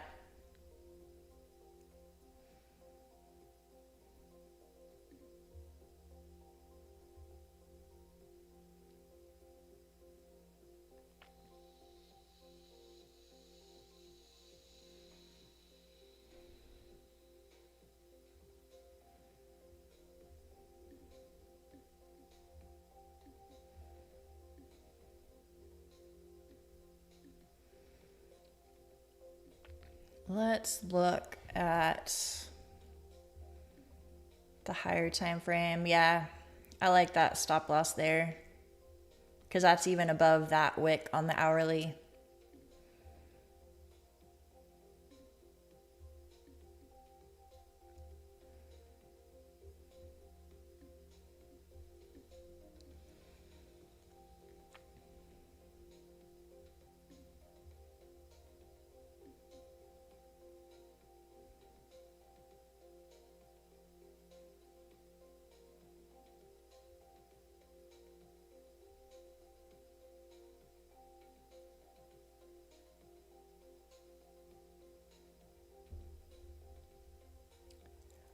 Good job, MX Fafo.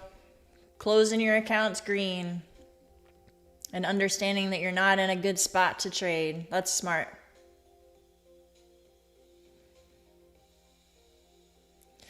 Yep, Sasmith, that's why I'm giving it a little bit of room. And then just taking a small position to start. If we get confirmation, I'll add. But it did have a little rejection of IB high. It's not a ton of selling pressure yet. The top of my like gray shaded area is 553, 552. Those aren't exact though, because I get those on like the 1 hour, 4 hour time frame.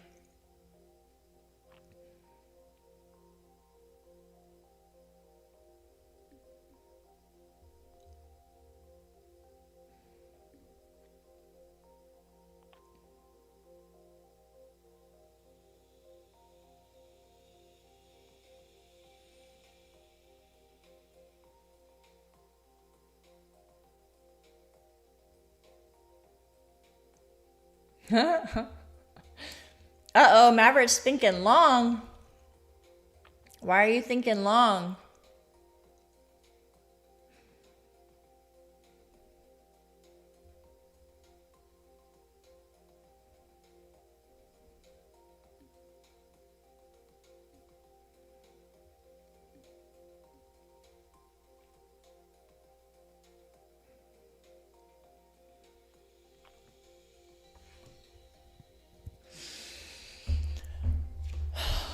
All right, coming back up to IB high.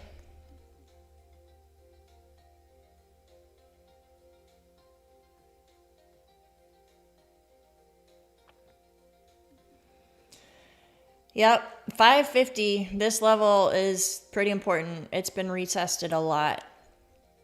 So if this stays strong and reclaims it, we could definitely go higher. If it does, 600 is where I'm seeing next.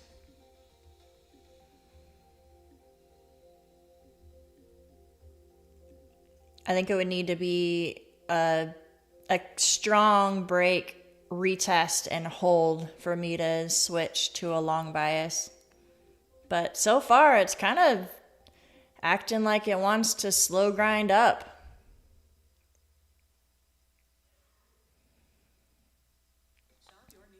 Let's see if it rejects at this level, right where we're at right now. We need to have buyers show up, or sellers show up.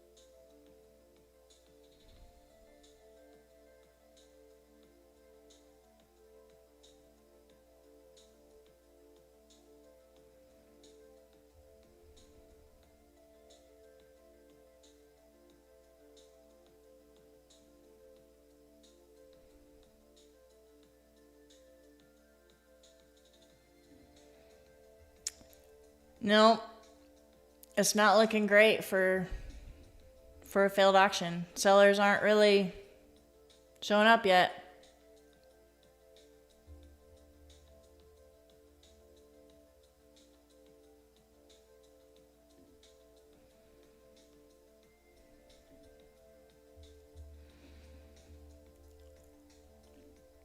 How much time? Oh, this is the 30-minute candle. So if it closes outside of IB high, that's not a great sign.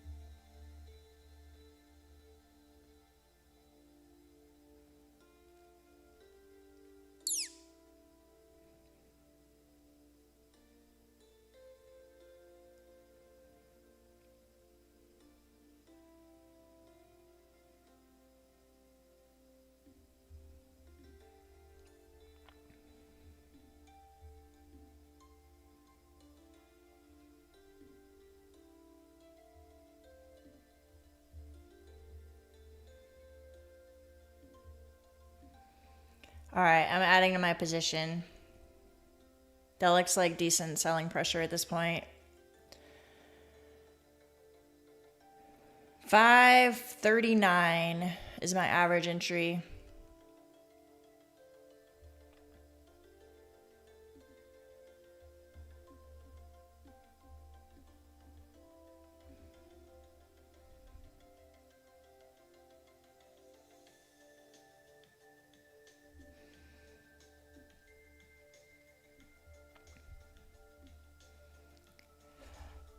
And that 500 level is pretty significant.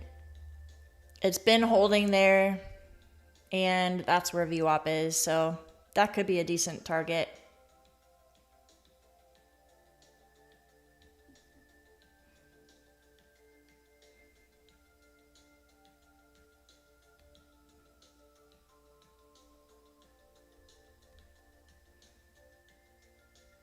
Liam, no, I don't trade gold.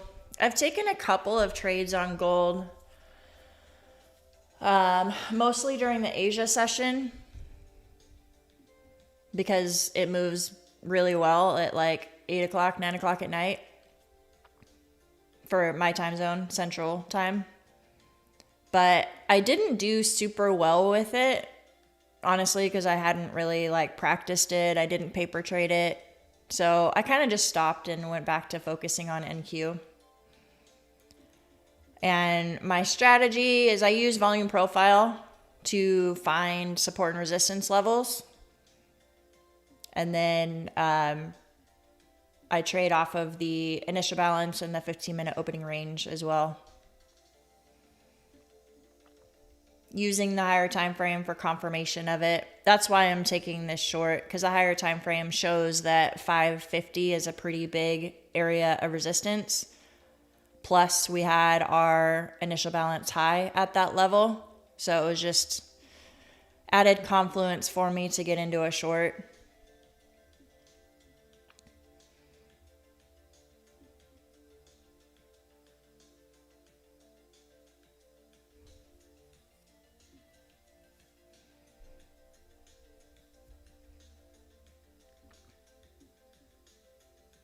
I want to see a continuation, though.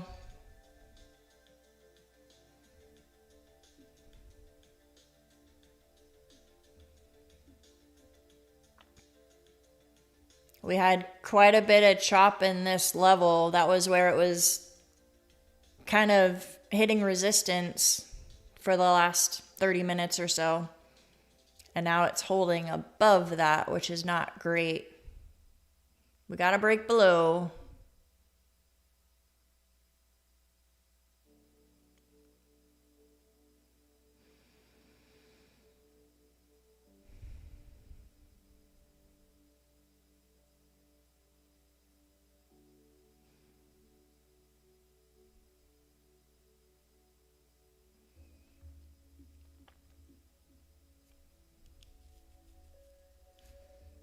If we can get back below this level at 526 and hold it, then I think we could see some continuation down.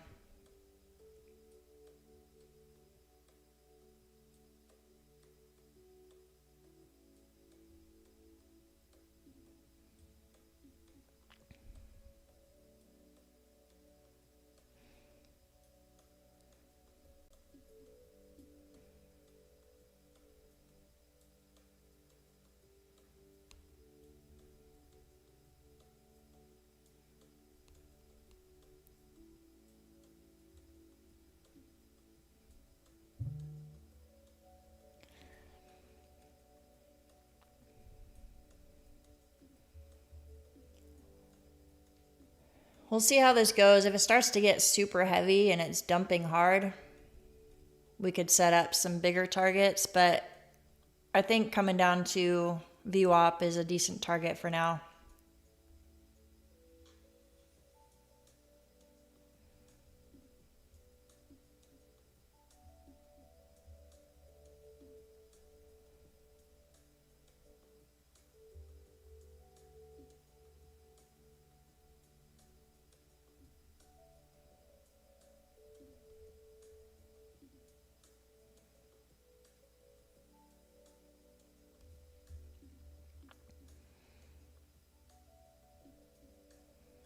I want to see a good, strong 5-minute candle closure lower, though. It keeps bouncing.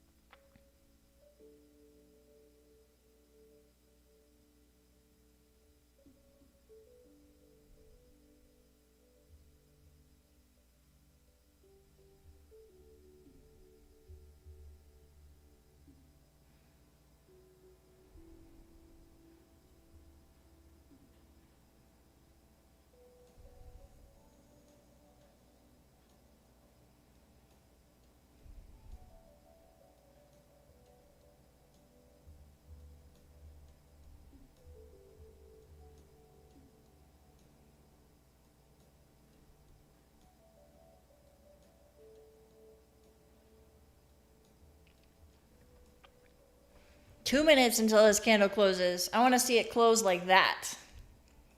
Like strong bearish. Don't give me a wick on the end of it. Come on.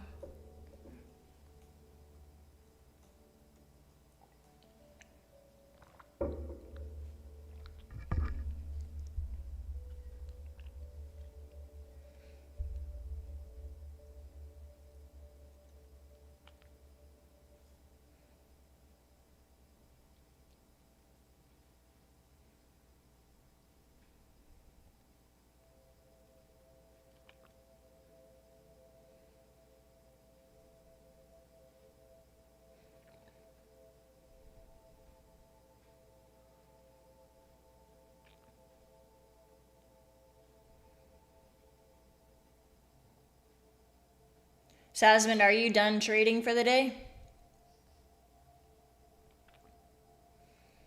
I feel like normally you lock yourself up in your hole and trade like focused, and then you let yourself come out when you're done.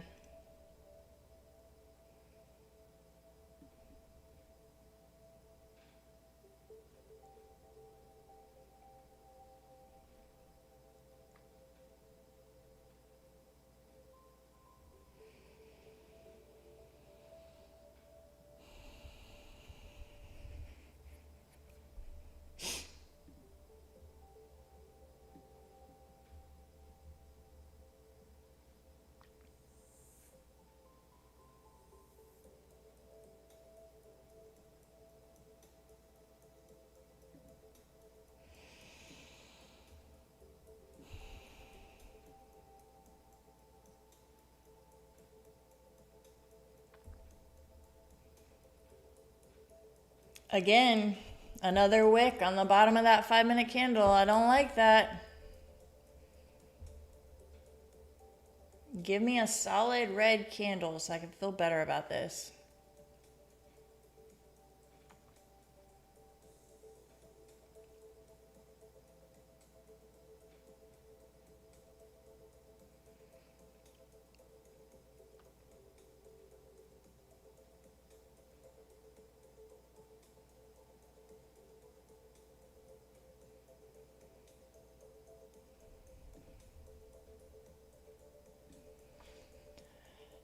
First target I have would be at VWAP, which is that same 500-ish level that was pretty significant before.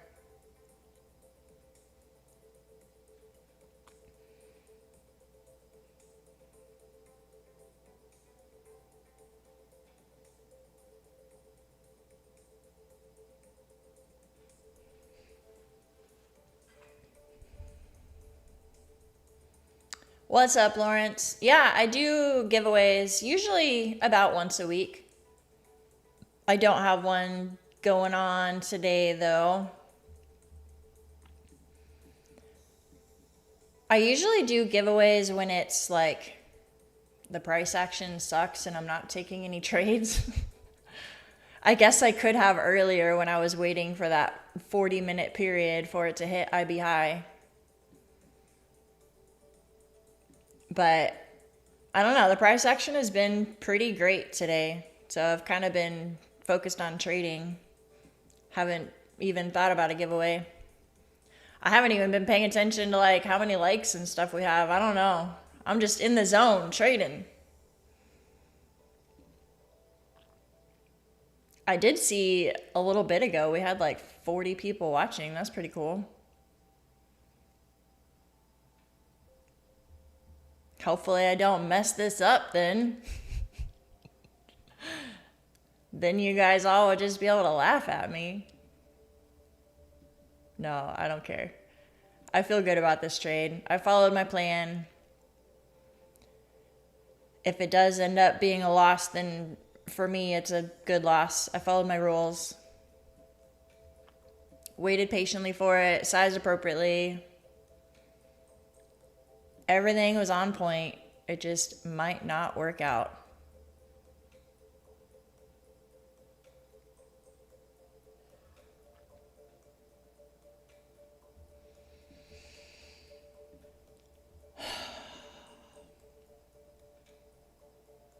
Still not holding below previous day high.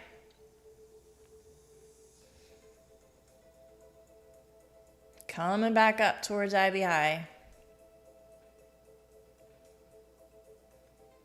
Go down. Come on.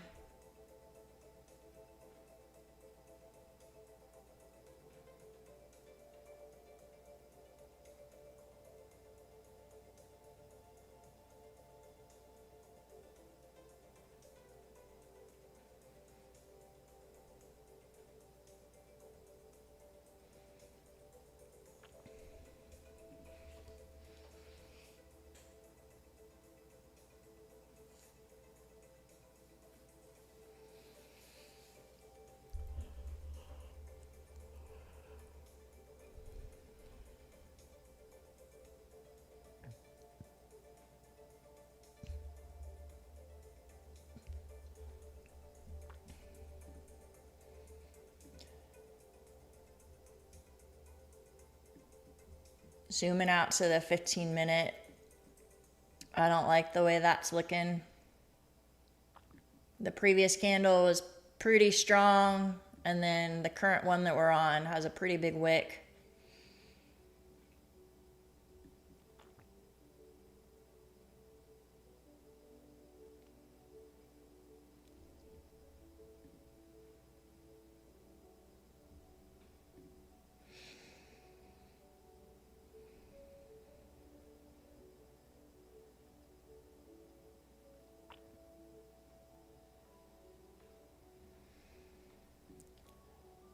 What's it gonna be?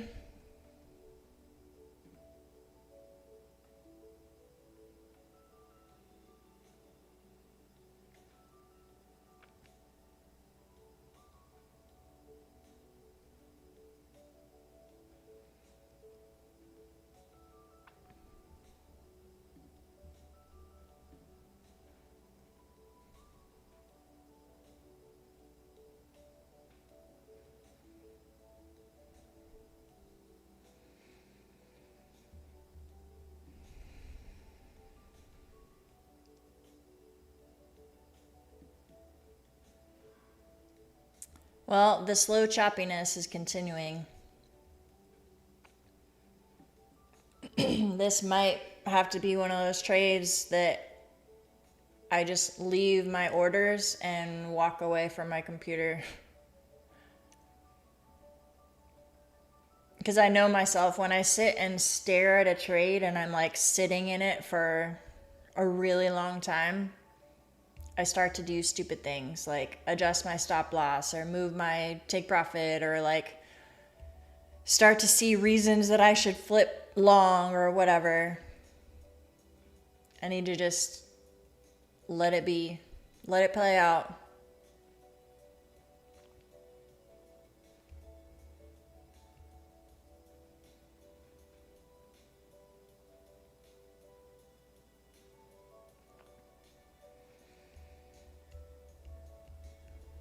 Nope.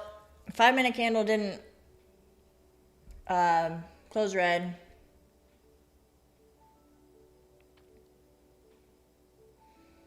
I also really don't like the 15-minute.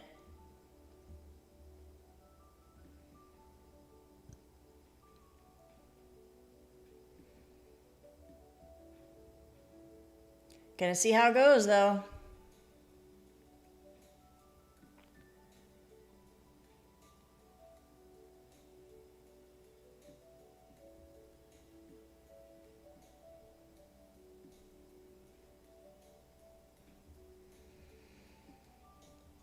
It's rejecting at the right spot. It's just not continuing down.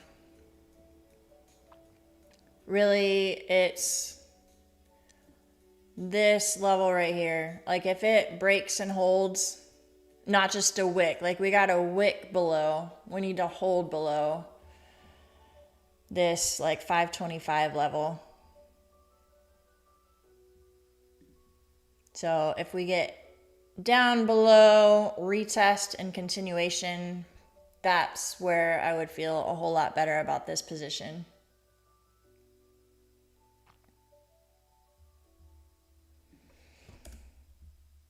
But nothing has given me a reason to get out of it.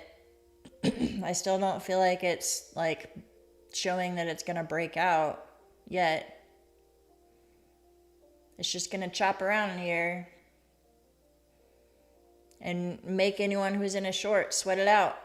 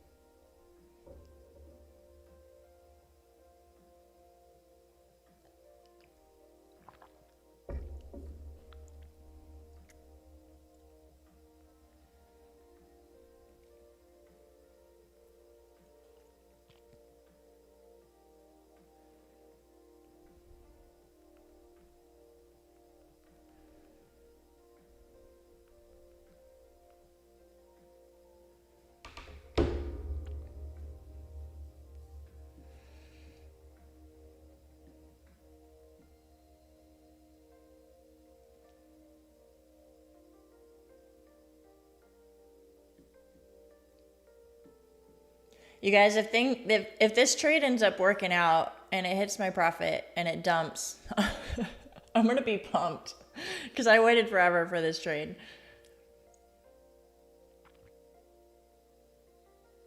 The other side of things though is if it hits my stop loss, I can still feel good about it because I was patient and I waited and followed my plan. Oh man.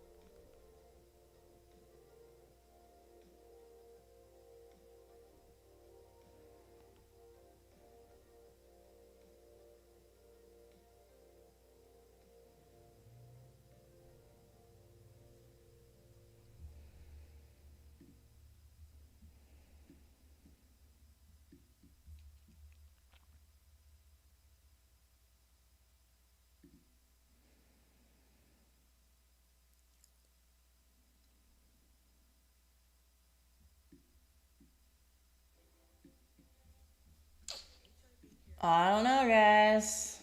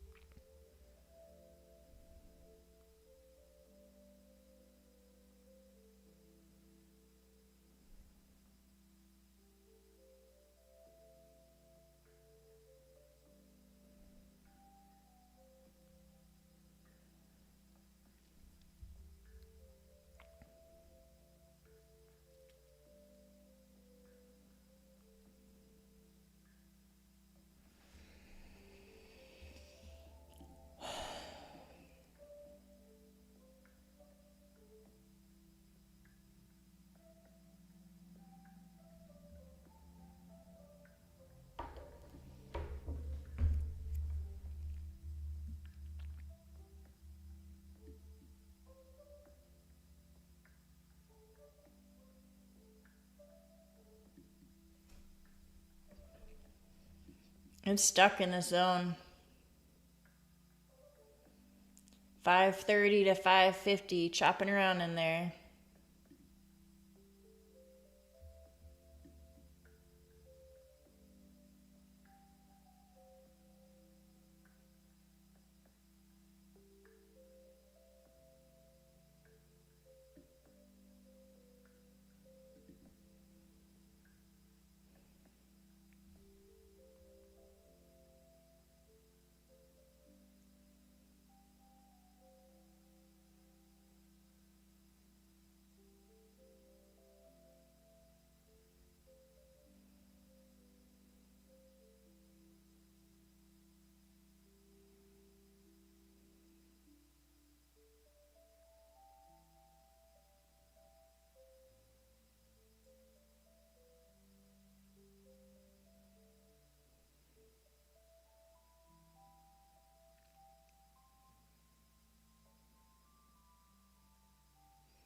If it breaks above IB high again, that's not a good sign.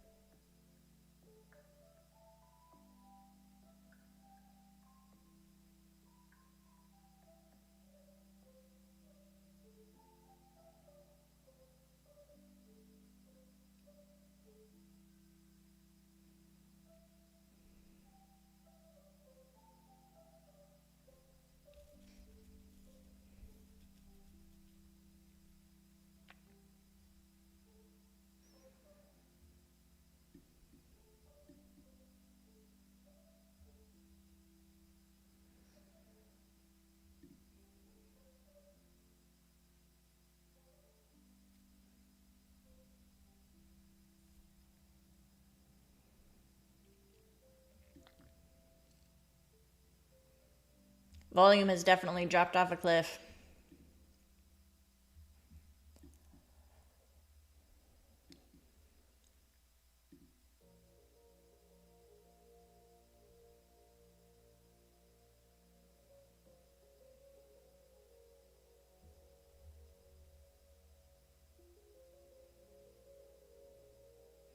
Your grandma told you to buy gold, you should have listened. Yeah, gold has been pumping.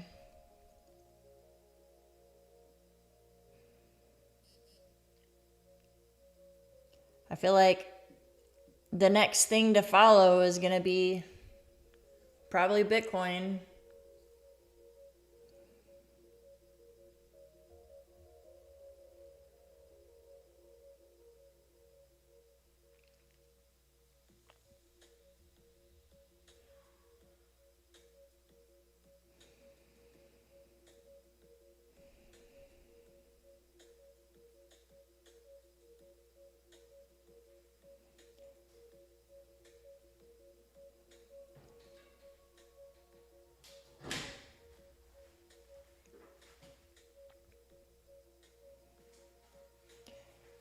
Yeah, that's the way I trade, Maverick.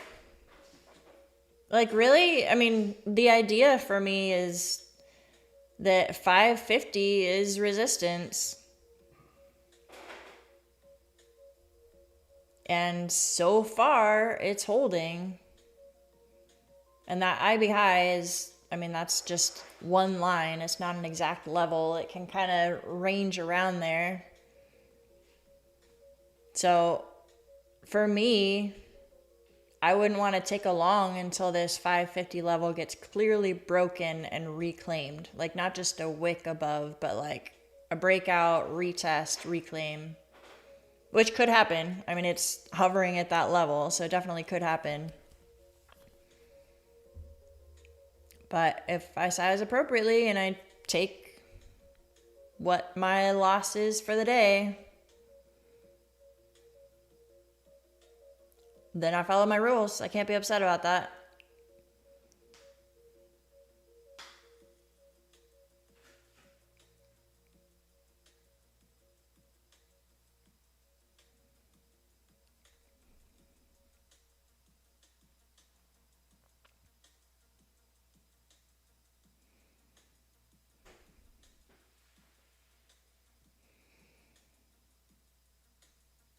It's coming from my stop loss.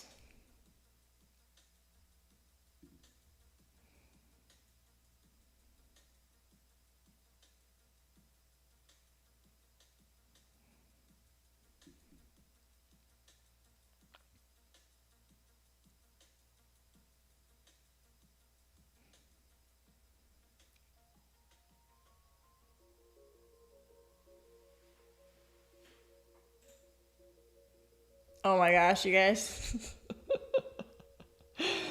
The market's gonna make me die a slow and painful death.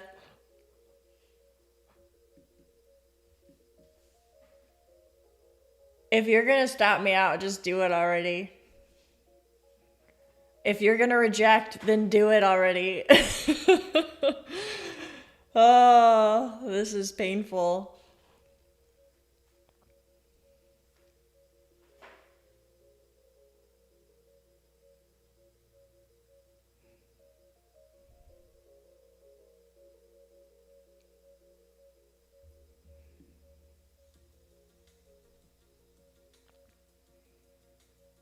It's technically back below IB high. IB high is at 548. This is hilarious. Are you kidding me? Oh man.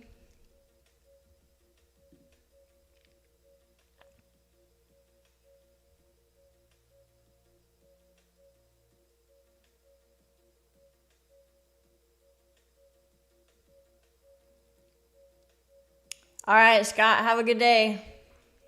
Thank you. Have a good one. It's gonna work. Did you re-enter, Shez? I know your trailing stop loss got hit earlier. Enjoy your walk, Maverick. That's probably what I'm gonna do after this. Go take my dog on a walk and then go work out.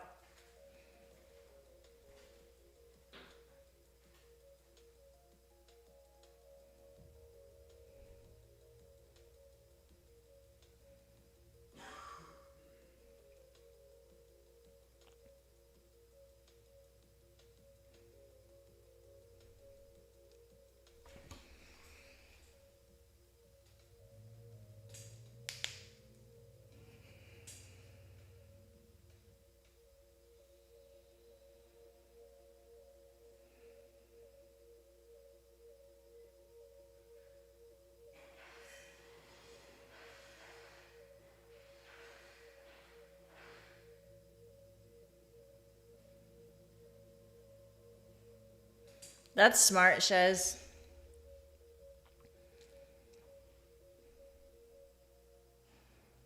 Hopefully you locked it up. Secure those profits.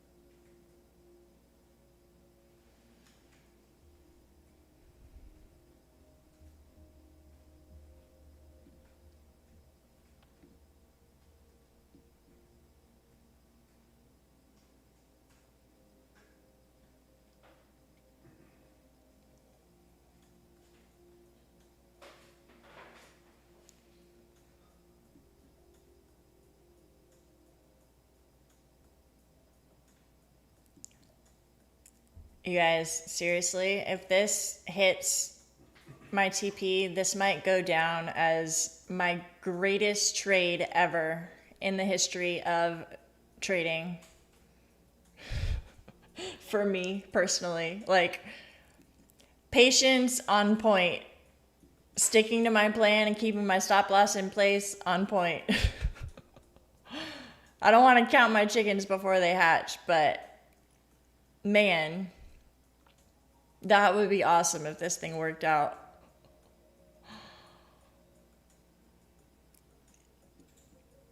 Luna, I don't know. This short is making me question if I should be a trader or not.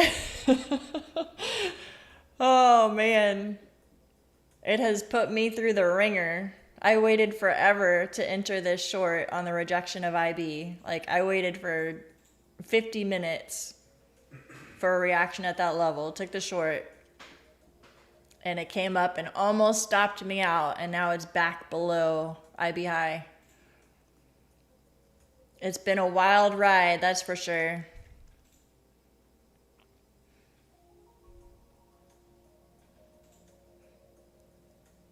Do I do the Pensacola Beach Ball Brawl CrossFit competition? No, I've never heard of that one.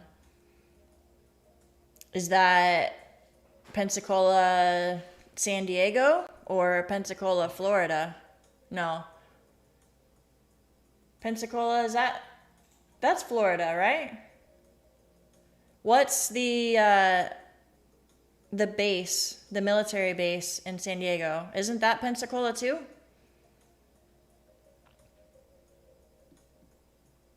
I could be getting my names wrong. No, I'm not in Pensacola. I am in the Houston area, Houston, Texas. So no, I usually don't travel that far for CrossFit competitions. I usually stay in the Texas area. I go to Austin for one that my husband does. We've gone up to College Station. So usually like 2 to 3 hours drive for competitions.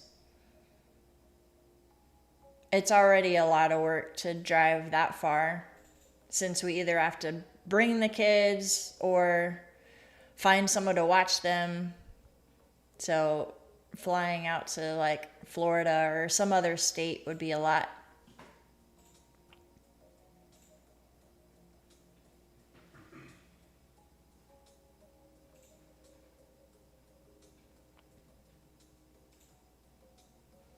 No, what I was thinking summer is Pendleton, Camp Pendleton.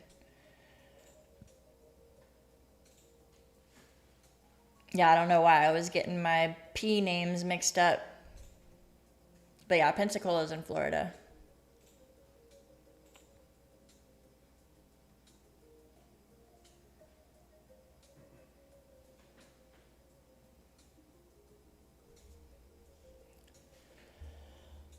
Starting to get a little choppiness. What's going on? This candle's getting kind of wicky.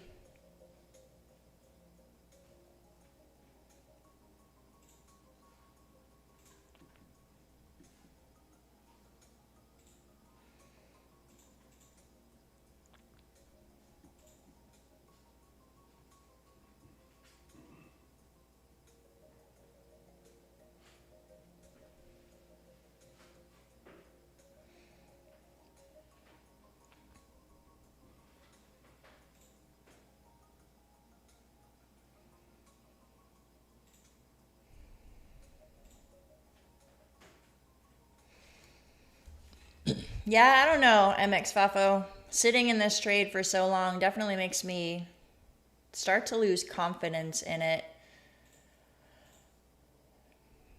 But for me, weighing out the pros and cons of like, I definitely don't want to flip long, because then I'd be super mad at myself if it ends up going short.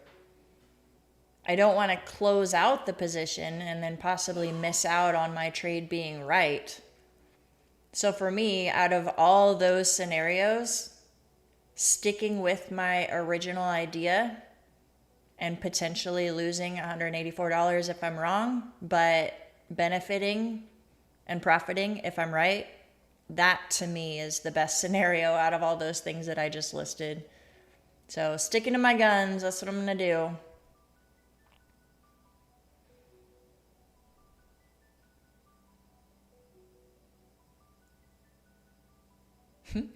Just buy gold and silver and go with the long-term hold plan. That's not as fun. That's good for like retirement savings. But that's not fun.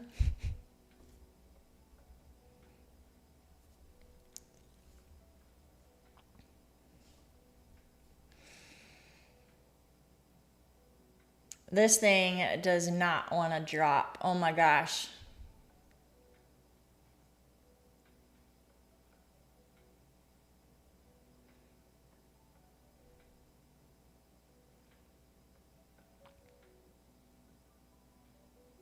Yeah, in the recent short term, gold and silver have been great.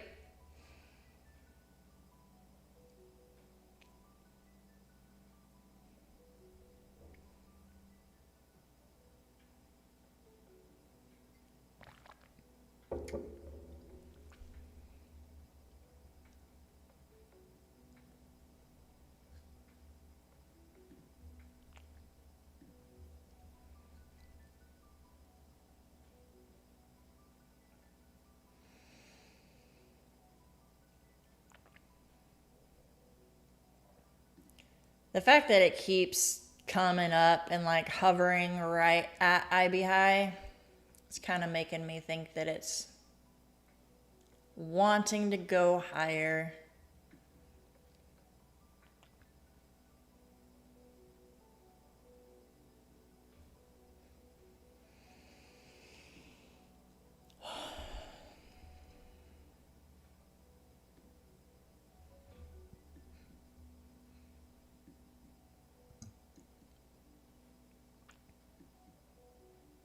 We do have wicks on the top side of these candles, but no continuation with the selling.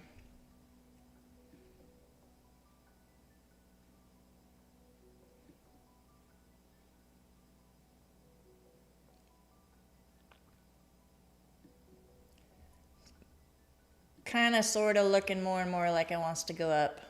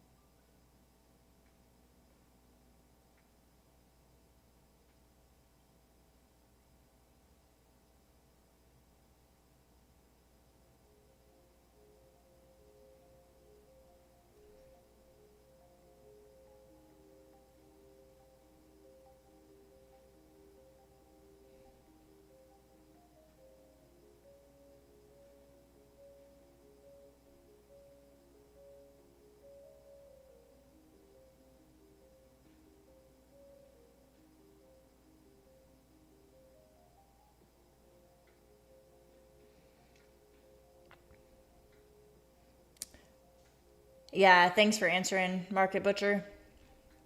Yeah, the initial balance is the first hour of trading.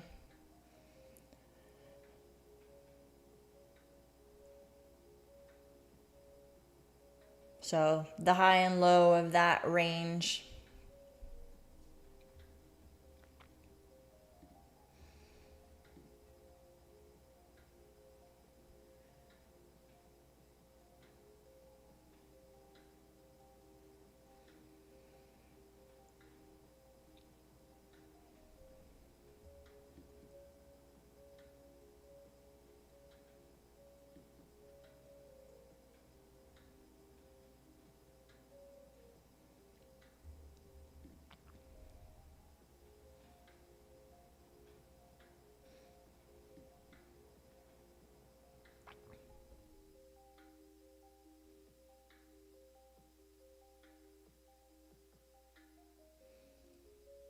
So technically, like by definition, if you follow the trainings on YouTube and like different books and stuff,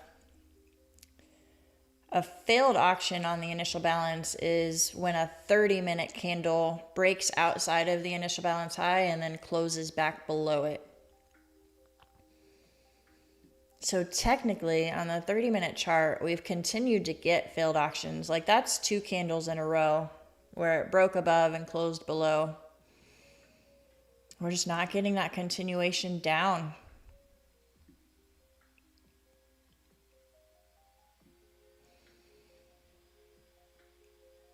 This 530 level is holding.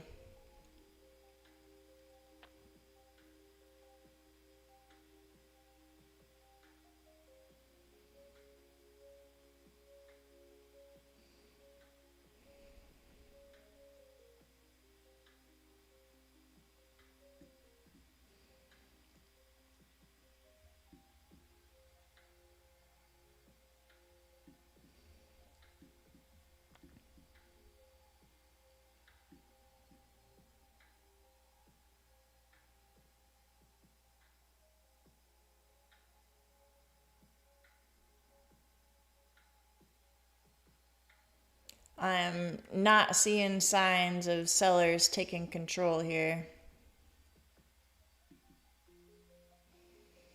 Selling is looking weak.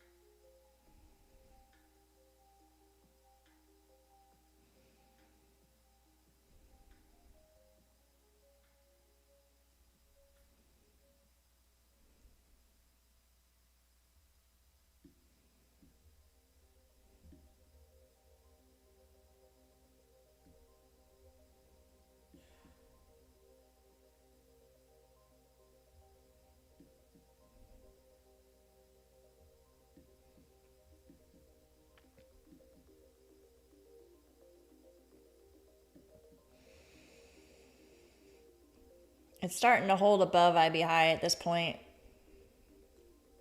Just barely.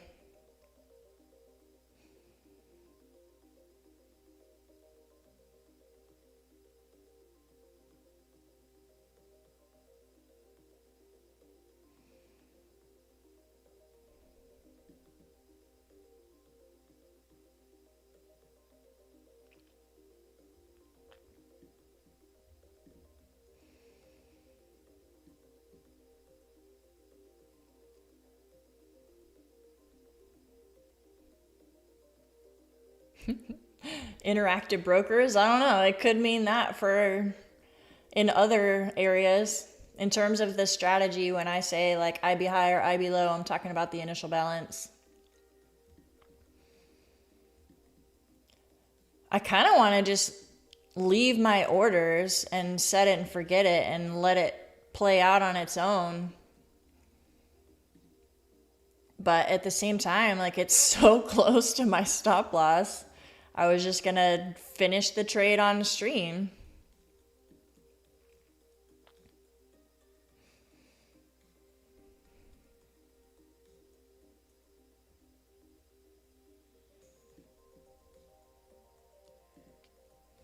VWAP has gotten flat, which is obvious because it's not moving anywhere. And I'm guessing point of control was down here at like 23,500. I'm guessing point of control has moved up to where we're currently chopping around. Yep. Point of control is up here, 532, which makes sense. 530 is the level I keep saying has been holding. It's not breaking below that. It needs to break below 530 and hold.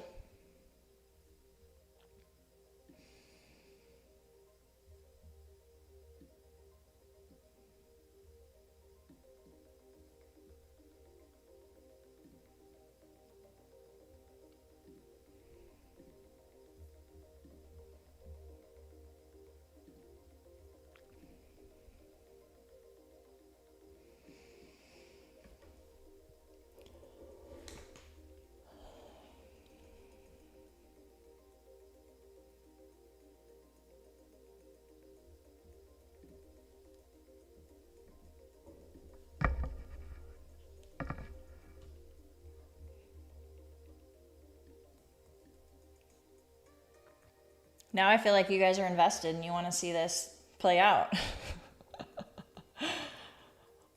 I can't leave you hanging.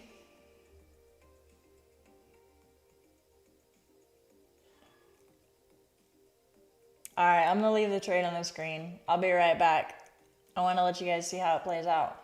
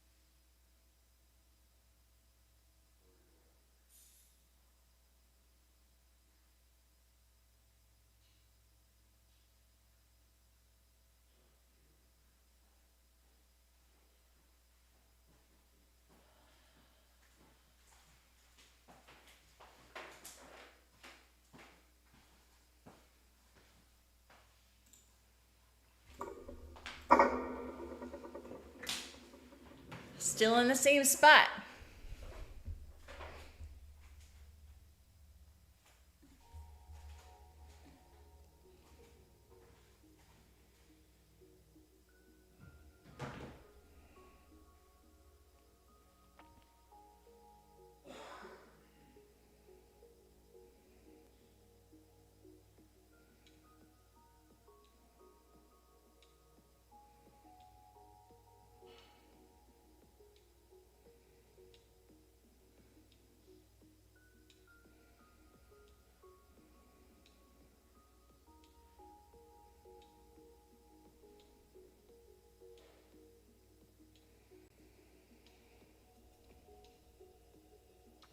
Upward trend line since 10:45.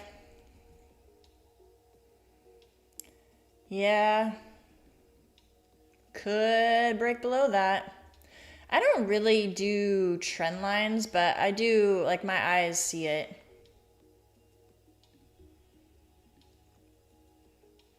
Maybe something more like this. Yeah, not super clean. Could fall below it.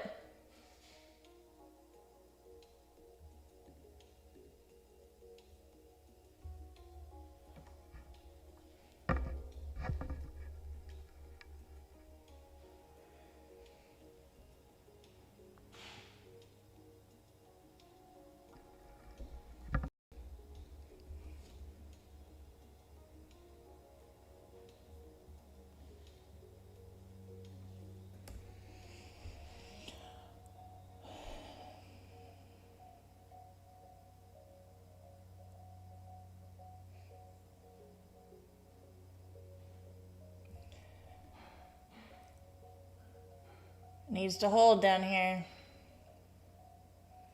Don't make it just another wick.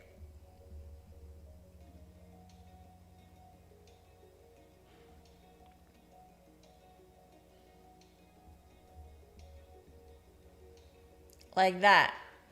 That's what I was saying. Don't do that.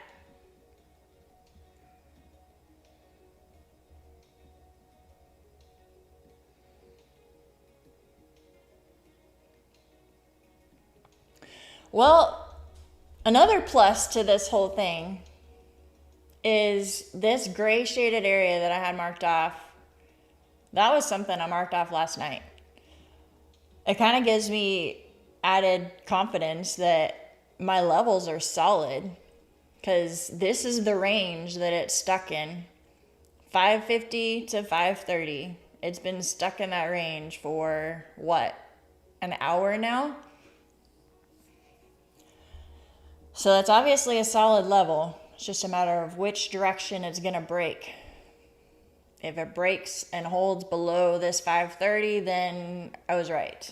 If it breaks higher, then longs are the play, and I think it's going to 600. But either way, the level is solid, so that's good. That's the positive in this whole thing. Leon, welcome. What's up? So I use volume profile as kind of my main thing for finding support and resistance levels, and I play those levels. And then initial balance and the 15-minute opening range. So right now I'm taking a trade off of a rejection of the initial balance high with the added confluence of higher time frame volume profile resistance at this 550 level. So that's the strategy I use.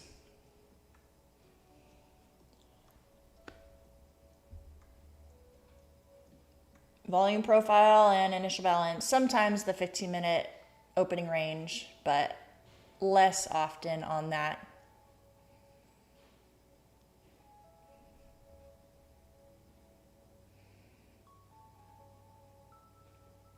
Do I use a trade copier? I don't use like an outside trade copier. And I don't trade with TradeDay anymore. I used to trade with TradeDay and I would use the built-in trade copier. I don't love TradeDay though. I really like Project X, so I copy trade inside the Project X platform, just right here. But I don't use an outside trade copier. I do have different prop firms that I trade with, but I take the trades separately. Reason being is to spread out risk. I don't feel confident enough in my trading to copy trade like 20 accounts. Because yeah, I can see the plus side. Like, you know, you have 20 accounts and all you have to do is make like $100 per account and you're going to make a ton of money. But the flip side is also true. You can easily lose a lot of money. And another thing too is, I don't know, maybe it's just me and I don't have the desire to make like $1 million a month like some of these YouTubers or gurus that claim they make that much money. I don't have that desire. So to me, like copy trading 5 accounts, you know, $300 a day, $500 a day, like you can make a ton of money with just 5 accounts. So why do you need a copy trader with like people talking about their Apex accounts with 20 accounts? Oh my gosh. That seems wild.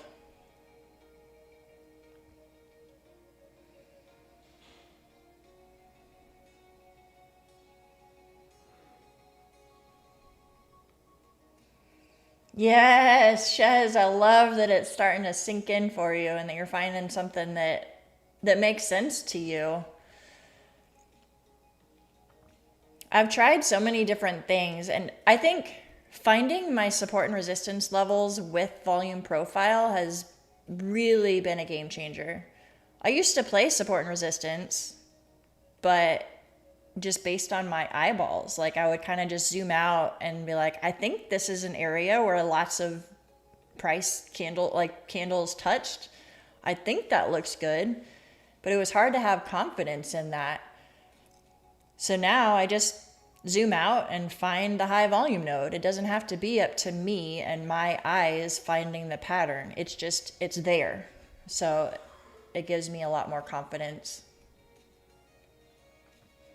I started trading at the end of September of last year, so end of this month, it'll be a year.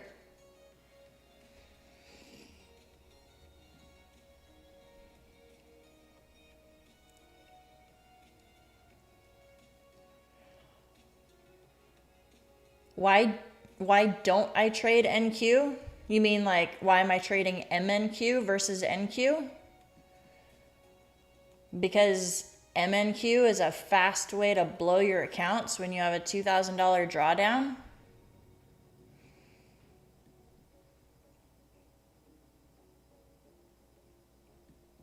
I trade MNQ so I can keep my accounts longer. That's why.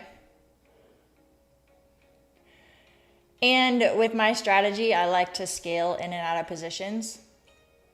So like this one, for example, I'm going to take some profit here and then leave a runner. I wouldn't be able to do that with NQ because if I trade more than one contract, again, I would blow that account super quickly. So I would be able to trade one contract max and it wouldn't allow me to scale in or out.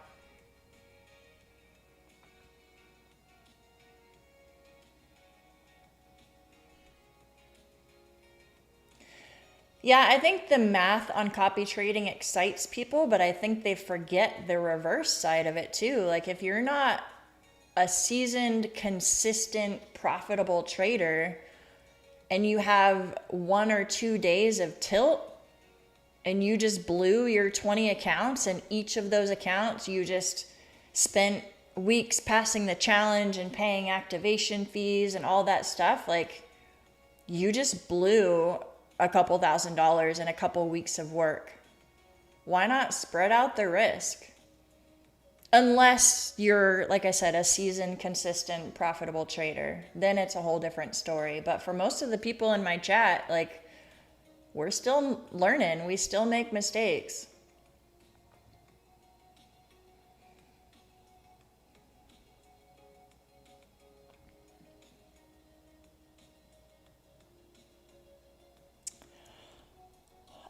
So it took me, I started at the end of September. I took my first payout in February of this year.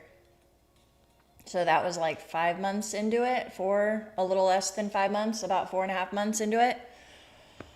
But to be transparent, that first payout was basically just paying for the prop firm challenges that I had blown previously. So that was kind of just a break even point. And then my next payout is when I like officially was in the green on my investment of prop firms versus how much I had made. So around March, that would be like 6 months.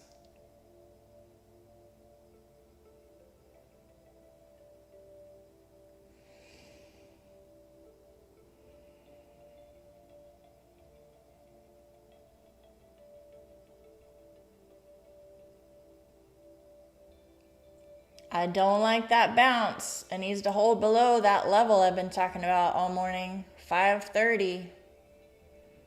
Don't break up above there. Come on.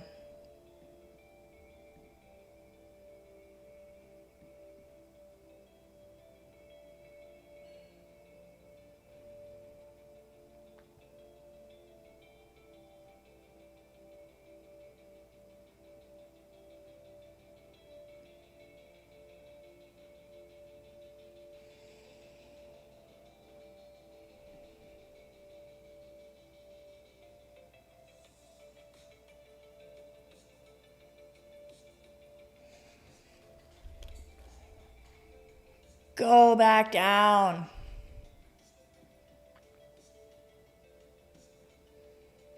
Those last couple 5-minute candles were great. I don't like this one.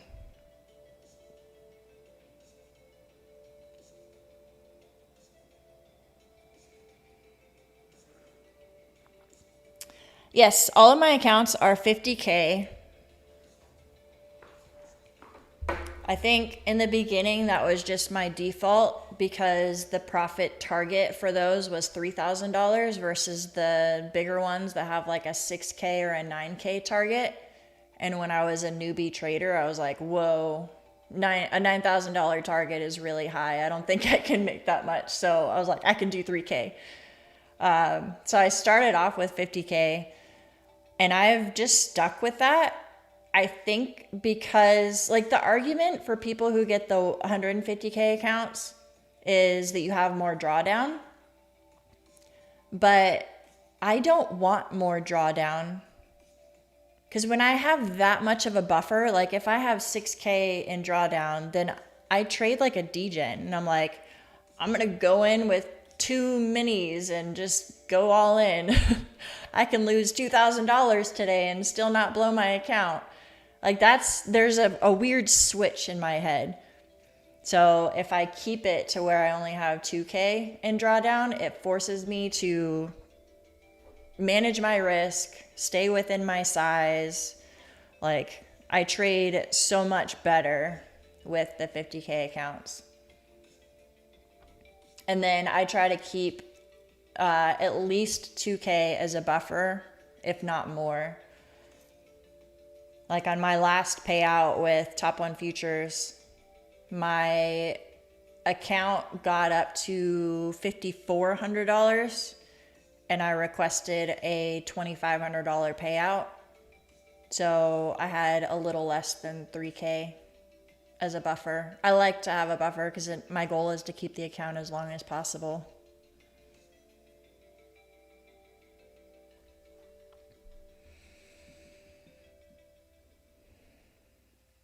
All right, if it doesn't reject here soon, I'm going to kill the trade because it has come up to IB high so many times.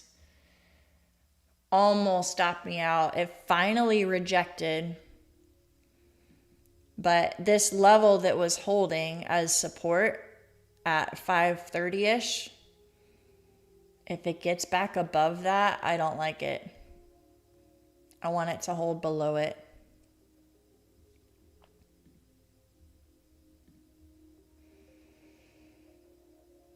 Needs to start rejecting here.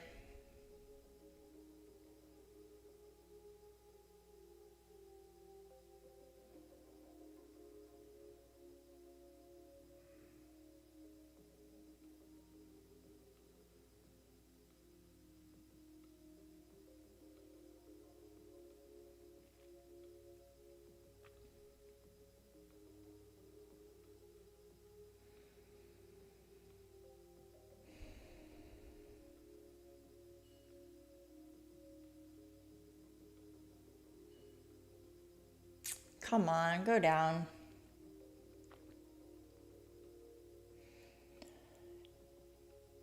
So how did I learn trading? Watching lots of YouTube videos.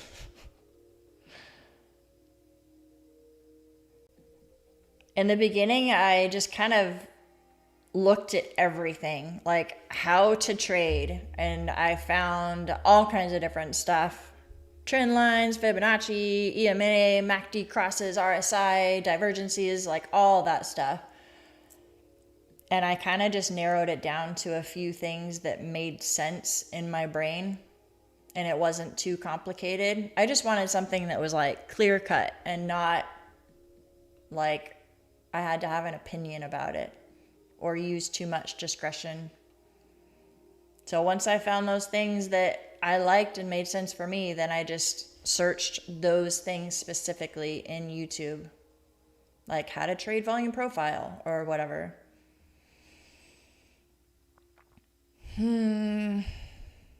I don't like this bounce. I needed to stay below 530.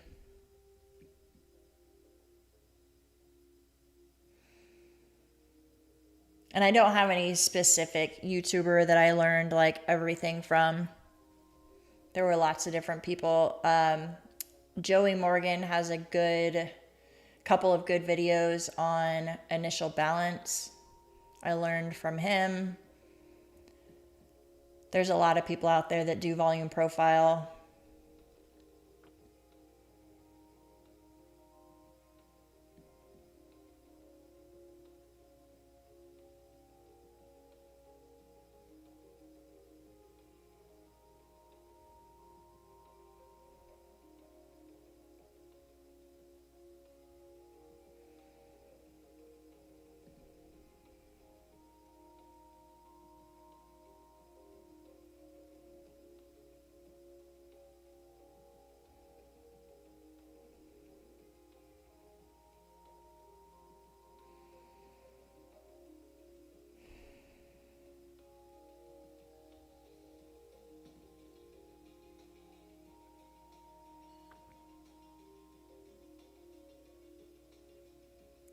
No, Luna, I didn't close out. Still in it.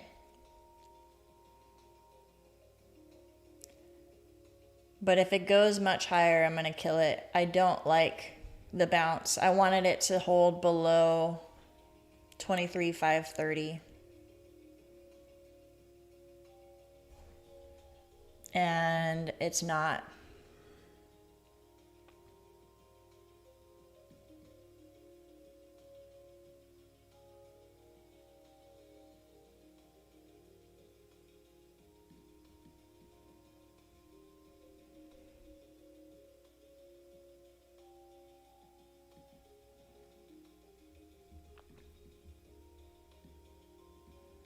Oh, interesting. So you're long and you're thinking of closing. So you're having second guessing about your long, and I'm second guessing my short. That's what they're doing to us.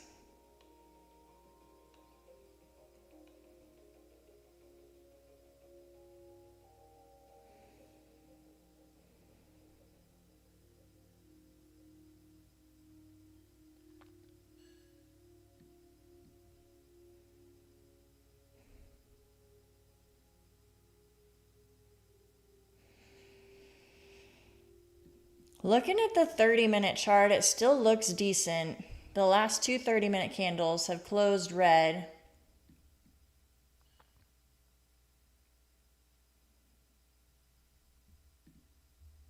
We just got to continue down. Come on. I really like this 15-minute candle. I know I'm picking and choosing. I'm like, which time frame do I want to sit in? Which time frame do I want to watch to like paint the picture for shorts? Make me feel better about this.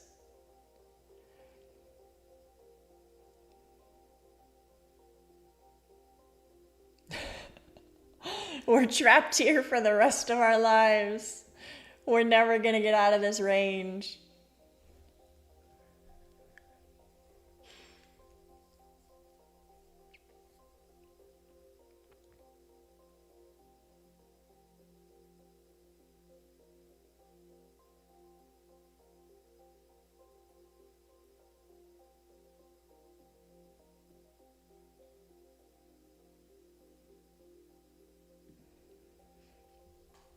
My audio is going in and out.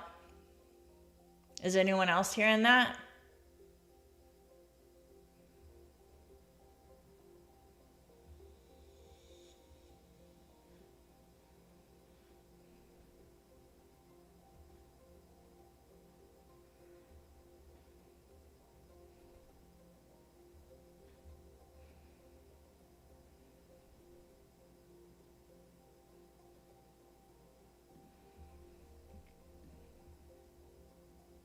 Okay, well, that's good to hear.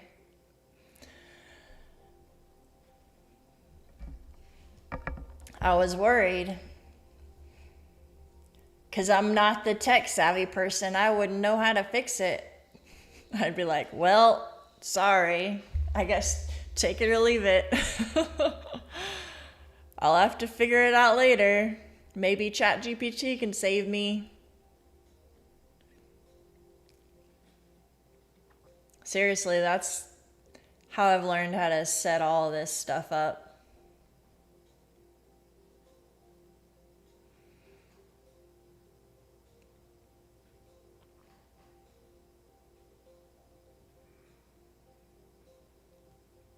All right, so it got below 530. The 15-minute candle had a good closure below. Came up and kind of retested a little bit. Let's see if we can close below again. Let's get some continuation. I can always switch to sign language. There you go. But then that would drastically lower the amount of people who could watch my channel because you would have to know sign language too. Oh, and I would have to know sign language. That would be an important detail.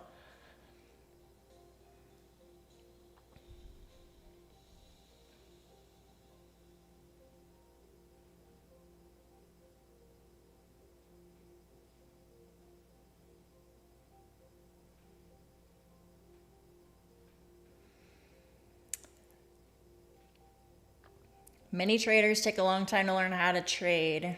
How did you manage to be profitable in 6 months? Well, first of all, I would say that I'm not saying that I'm like a great trader after that amount of time. I just managed to have gotten payouts within the first 4.5 months of trading, and then have like gotten into the green versus how much I paid into prop firms and my payouts within the first 6 months. So was technically like green by then, but I wouldn't say I was like consistently taking payouts and living off of it full time in 6 months. So there's a difference there. But to answer your question, I don't know. I think a lot of studying, like I've watched literally thousands of hours of YouTube videos figuring out strategy. I think a lot of it just clicked for me. Like some of the strategies made sense. And then watching charts for hours too. Like have spent a lot of time over the last year just watching candles, watching them move, only trading NQ so I can focus on how NQ works.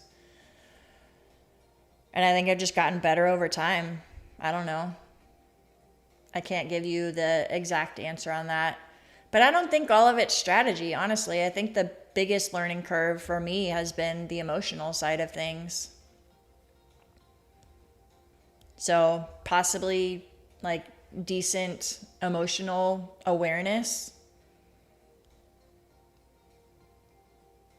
knowing days that I'm not on top of my game and I should size down or not trade or walk away or those kind of things.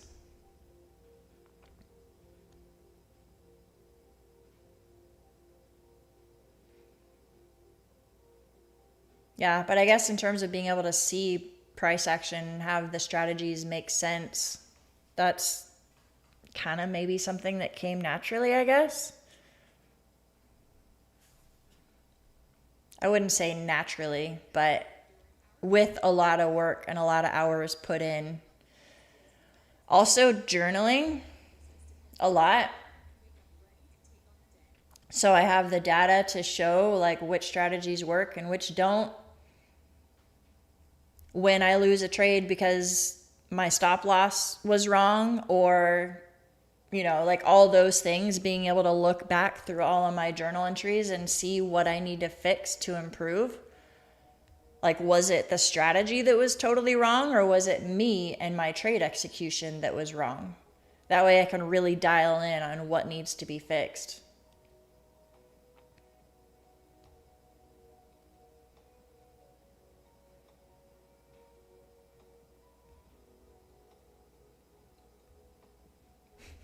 Your wife asked you if this is what you're doing at work all day, is playing in duck races. I love it. That's funny.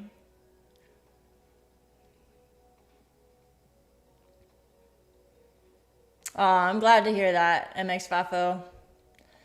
Glad that you're enjoying it so far.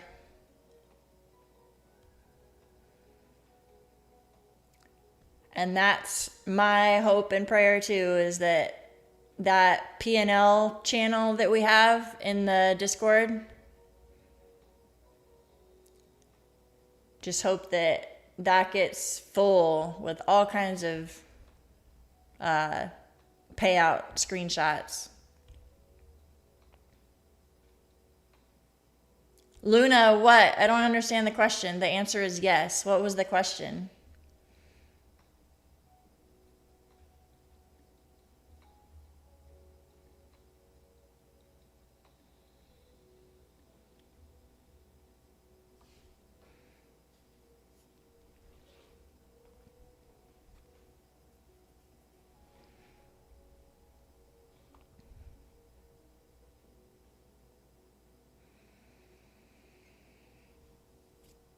Is this going to be the final move that actually continues higher?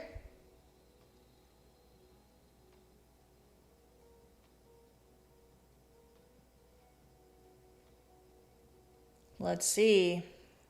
Looks like it wants to stop me out. Yep, there she goes. Alrighty. Well, that was the trade of the day. Ended up taking a loss. That was a fun ride, you guys. And I can't be mad about that loss. I stayed patient for it, sized appropriately, stuck to my guns. Thanks for sticking around and watching, you guys. It was fun hanging out in the chat with you. I am not going to be trading tomorrow. I'm volunteering at my kid's school, so I won't be here. I will be in the Discord though, so if you guys want to click the link in the chat to join the Discord, I'll still be sharing my levels and stuff, and I'll be taking trades, just probably not on stream and maybe not at the New York Open. But join the Discord, hit the like button on the way out if you haven't already. I'd appreciate it. And then subscribe if you haven't so you can see when I go live. But I will be back next week on Monday going live. Have a good one, you guys. Thanks again. Take care.